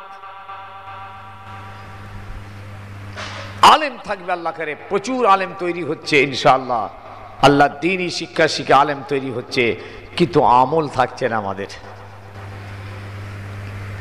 আল আলেমু বেলা আমালিন কাশজারে বেলা সামারিন। রাসূলুল্লাহ বলেছিলেন যে সমস্ত আলেম যাদের ইলম আছে কিন্তু আমল নেই, এরা হলো ওই রকম যেমন গাছ আছে ফল নেই। কাসহাবে বেলা মাতারিন, আকাশ ভরা মেঘ আছে বর্ষণ নেই, ওই মেঘটার কোনো দাম নেই। কাল নবী বলেছেন কাল বাহারে বেলা মাইন, সমুদ্র আছে পানি নেই, ওই সমুদ্রের কোনো দাম নেই। এই রকম ওই আলেম আছে, এলেম নেই, ওই আলেমটার খোদার কাছে কোনো দাম নেই, রাসূলের কাছে কোনো দাম নেই। দুনিয়ার মানুষের কাছে অনেক দাম হতে পারে, অনেক মর্তবা হতে পারে, অনেক পজিশন হতে পারে, কিন্তু আল্লাহ আল্লাহ রাসূলের চোখে তার কোনো দাম নেই। কিয়ামতের আলামত শুনছেন? এই আলামত দেখুন মিলে গেছে, এই আলামত মিলে গেছে। ও ভাই আমার, রাসূলুল্লাহ দ্বিতীয় কথা বললেন ওয়ায়াকসিরুল জিহলা, এবার দিন শরীয়তের জ্ঞান কমে যাবে, মূর্খতা বাড়বে, অজ্ঞতা বাড়বে, শরীয়তের ইলম থাকবে না। এটা হবে কিয়ামতের আলামত। এরা হালালকে মানতে চাইবে না, হারাম মানতে চাইবে না, ন্যায় অন্যায়, সত্য মিথ্যা, হক না হক, এসব আর মানতে চাইবে না। ও বাবাজি, অন্যায়কে ন্যায় বলবে, ন্যায়কে অন্যায় বলবে, সত্যকে মিথ্যা বানাবে, মিথ্যাকে সত্য বানাবে। কিয়ামতের আলামত। 3 নম্বর ওয়ায়াকসিরুল কিসবা, এই মূর্খতা জিহালাতটা বাড়ার কারণে মিথ্যেবাদী বেড়ে যাবে। মিশকাতের হাদিস বলছি, মিথ্যেবাদী বাড়বে, ব্যাপক আকার ধারণ করবে, এত মিথ্যা তারা বলবে, সমাজে সেই কথাটা সত্যে পরিণত হতে থাকবে, সমাজের মানুষ সেটাকে সত্য বলে মেনে নিতে থাকবে। কিন্তু মনে রাখবেন, মিথ্যা এত ব্যাপকভাবে চলতে থাকবে, বলতে বলতে বলতে বলতে যেন মনে হবে আমি সত্য কথাটাই বলছি। ওয়ায়াকসিরুল কিসবা, মিথ্যাবাদী বেড়ে গেছে। দেখুন, আপনি হিসাব করুন, কিয়ামতের আলামত। আমার কথা বলছি নি, রাসূলুল্লাহর হাদিস। আল্লাহ নবী আরো বললেন ওয়ায়াকসিরুজ জিনা, জিনা ব্যভিচারী বাড়বে, ধর্ষণ বাড়বে, কিডন্যাপ বাড়বে, জারজ বাড়বে। আল্লাহর নবী জানালেন রাস্তায় রাস্তায় ঘুরে বেড়াবে, এটা হবে কিয়ামতের আলামত। এসব ছোট ছোট, এগুলো বড় নয়, ছোট, এসব বাড়িতে বাড়িতে, অলিতে গলিতে দেখতে পাবেন যেগুলো বলছি। আল্লাহ নবী আরো বললেন ওয়ায়াকসিরুন নিসা ওয়ায়াকাল্লুর রিজাল, মেয়েদের সংখ্যা বেড়ে যাবে, পুরুষের সংখ্যা কমে যাবে। এক একটা পুরুষের তত্ত্বাবধানে 50টা করে মহিলা এসে দাঁড়াবে। শুনছেন? এক একটা পুরুষের তত্ত্বাবধানে, মানে স্ত্রী নয়, তার দেখাশোনার দায়িত্বে আসবে, তত্ত্বাবধানে 50 জন করে মহিলা এসে দাঁড়াবে, দাদি, নানি, খালা, ফুফু, চাচি, এইসব নিয়ে প্রায় 50 জন। কি কিয়ামতের আলামত। ও বাপ আমার, আল্লাহ নবী আরো বললেন, পর আপন হবে, আপন পর হবে, কিয়ামতের আলামত। প্রচন্ড বৃষ্টি হবে, ফসল কমে যাবে, কিয়ামতের আলামত।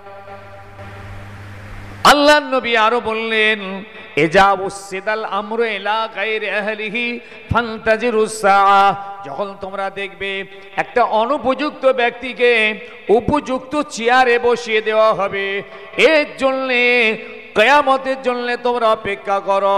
একটা অনুপযুক্ত ব্যক্তি যার মধ্যে সে যোগ্যতা নেই, তিনি একটা যোগ্যতাপূর্ণ চেয়ারে বসবে, এই সমাজের অবস্থা দাঁড়াবে। ওই সময় মনে রেখো, ফান্তাজিরুস সাআ, তোমরা কিয়ামতের জন্য অপেক্ষা করো।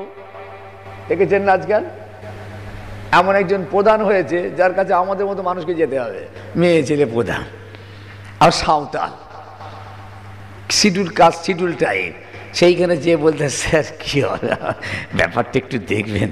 একজন জ্ঞানী বিচক্ষণ পণ্ডিত, একজন মাস্টার মানুষ, শিক্ষিত মানুষ, ও একজন সাঁওতাল, কিচ্ছু জানে না, টিপসই ছাড়া ওর কোনো ক্ষমতা নেই, ও একটা চেয়ার বসেছে, সারা পঞ্চায়েত চালাবে।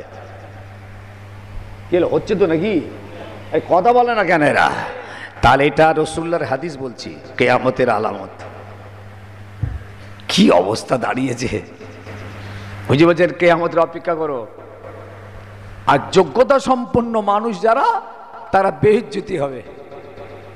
আপনি ন্যায় কথা বলবেন, হক কথা বলবেন, সত্য কথা বলবেন, আপনাকে সমাজ মেনে নেবে না, সমাজ আপনার পাশে থাকবে না। আপনি মিথ্যা বলবেন, আপনি গাজুয়ারি করবেন, আপনি অসভ্য আচরণের কথা বলবেন, সমাজ আপনার পাশে দাঁড়িয়ে যাবে। ও বাবাজি, কিয়ামতের আলামত। আপনি ইনসাফ করবেন না, বেইনসাফির সঙ্গে কথা বলবেন, মিথ্যে কথা বলবেন, কিয়ামতের আলামত। মিথ্যে কথা বলতে বলতে এমন ভাবে গুছিয়ে সাজিয়ে মিথ্যা বলবে, সমাজ সেটাকে সত্য মনে করবে, কিয়ামতের আলামত।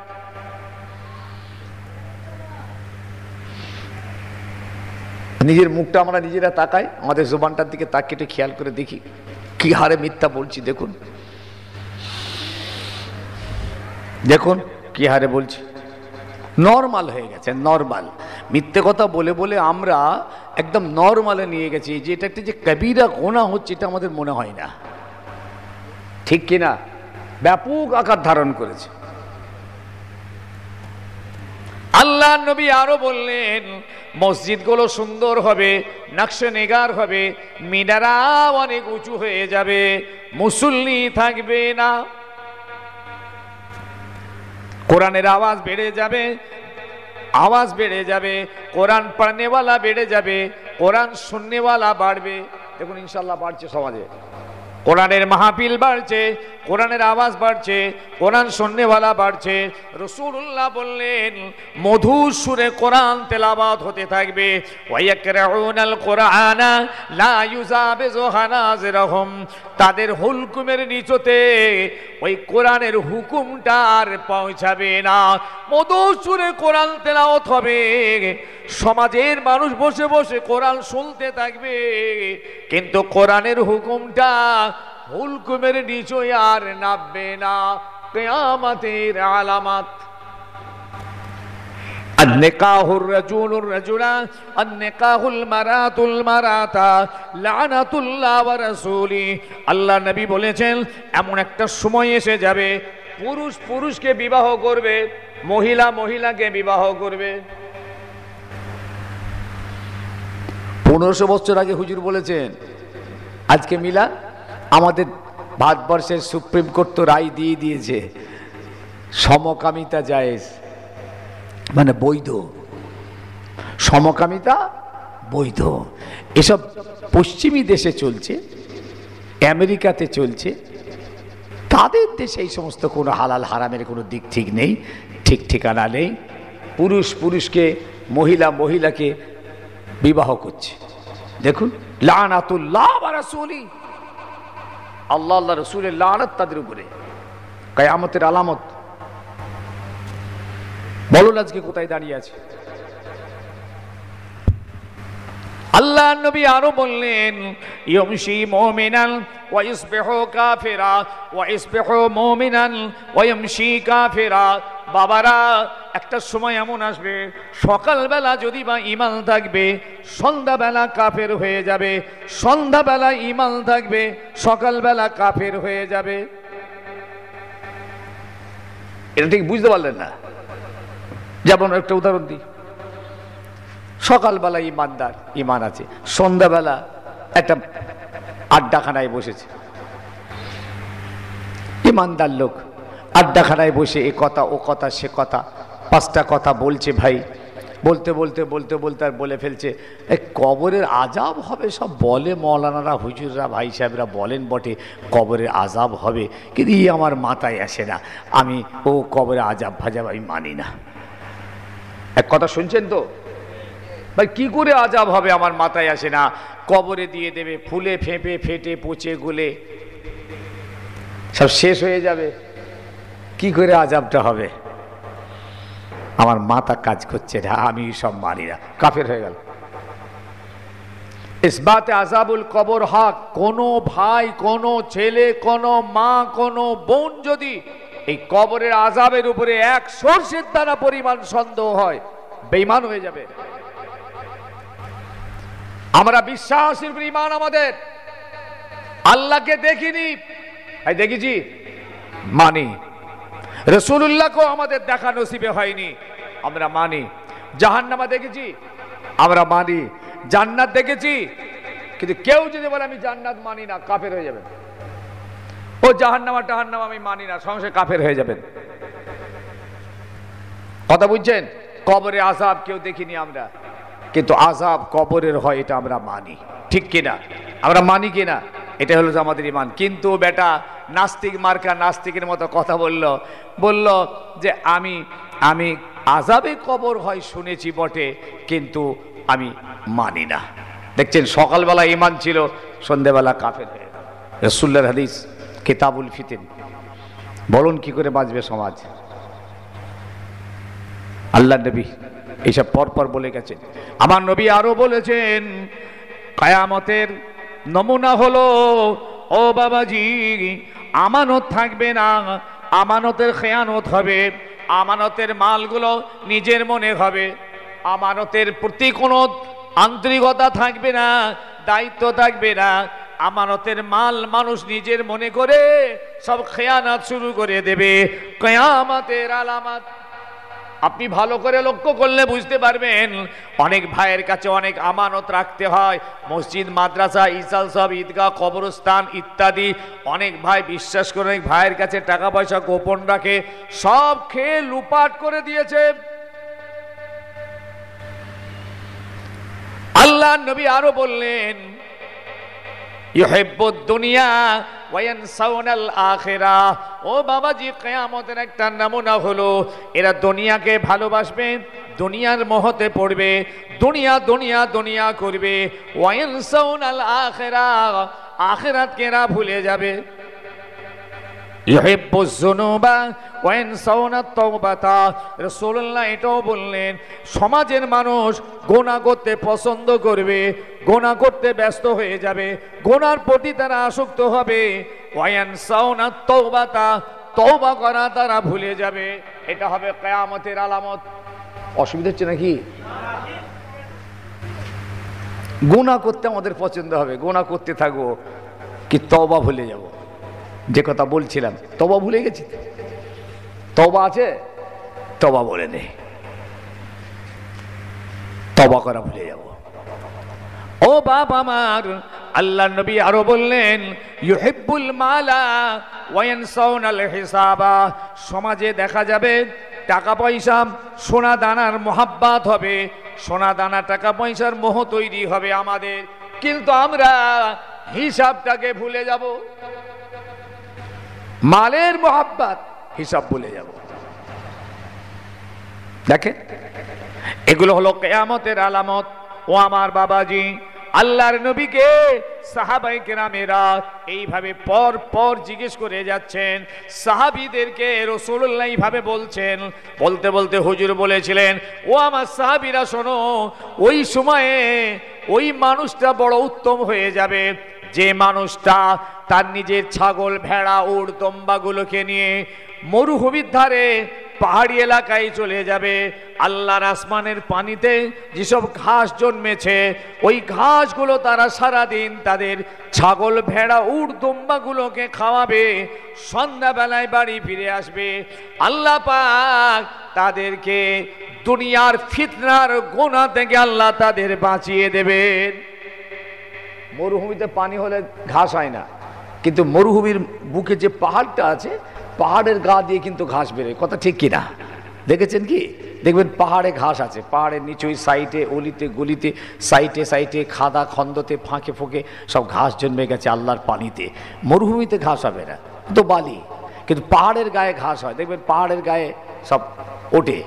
তো হুজুর বললেন তোমরা তোমাদের ছাগল ভেড়াগুলোকে নিয়ে ওই পাহাড়ি এলাকায় চলে যাও, গিয়ে তোমরা ওখানে খাওয়াতে থাকো, তারা খেতে থাকুক, আর সন্ধ্যাবেলা বাড়ি ফিরে এসো।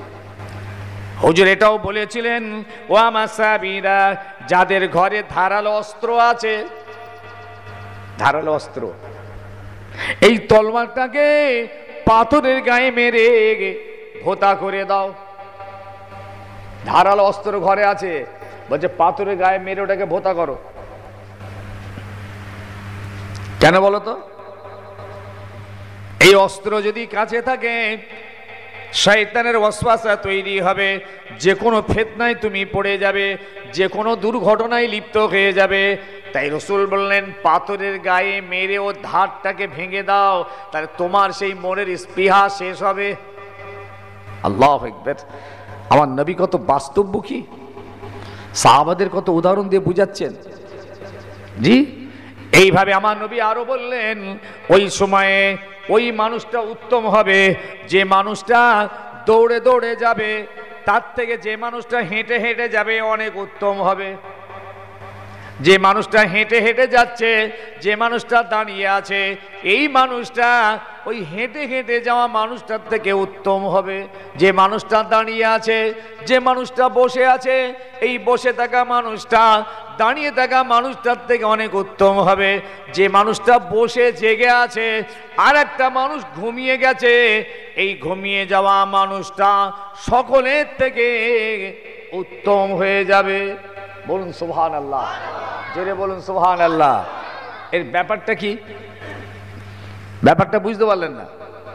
ধরুন একটা লোক দৌড়াচ্ছে, এ আগে গিয়ে ফেতনায় পড়বে, ঠিক কিনা?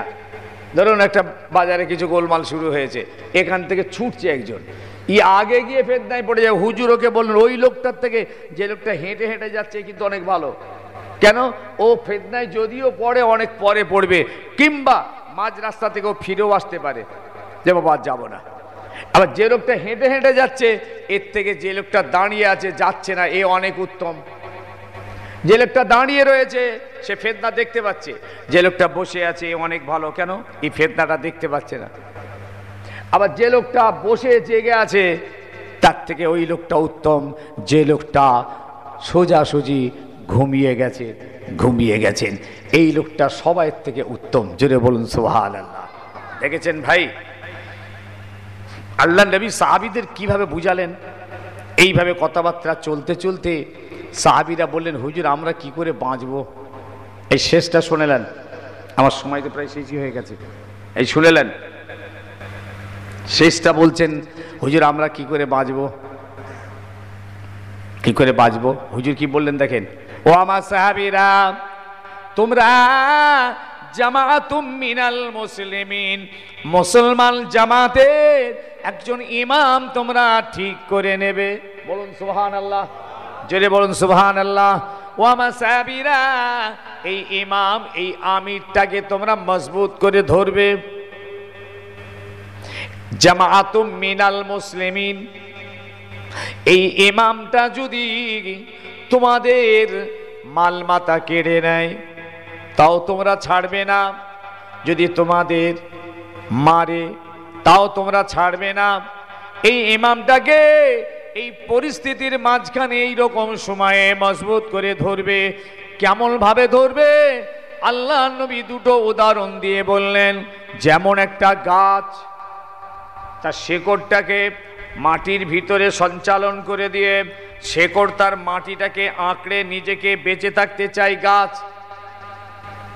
শেকড় তার মাটির ভিতরে শেকড় নিজেকে সঞ্চালন করে গাছ ধরে মাটি ধরে দাঁড়িয়ে থাকে। তোমরা তোমাদের ইমামকে ওইভাবে মজবুত করে তোমরা ধরবে। হুজুর আর একটা উদাহরণ দিলেন, দুটো দাঁতের মাঝখানে কোনো বস্তু যদি মজবুত করে চেপে ধরো, ধরার পরে বস্তুটা যদি ধরে টান মারো,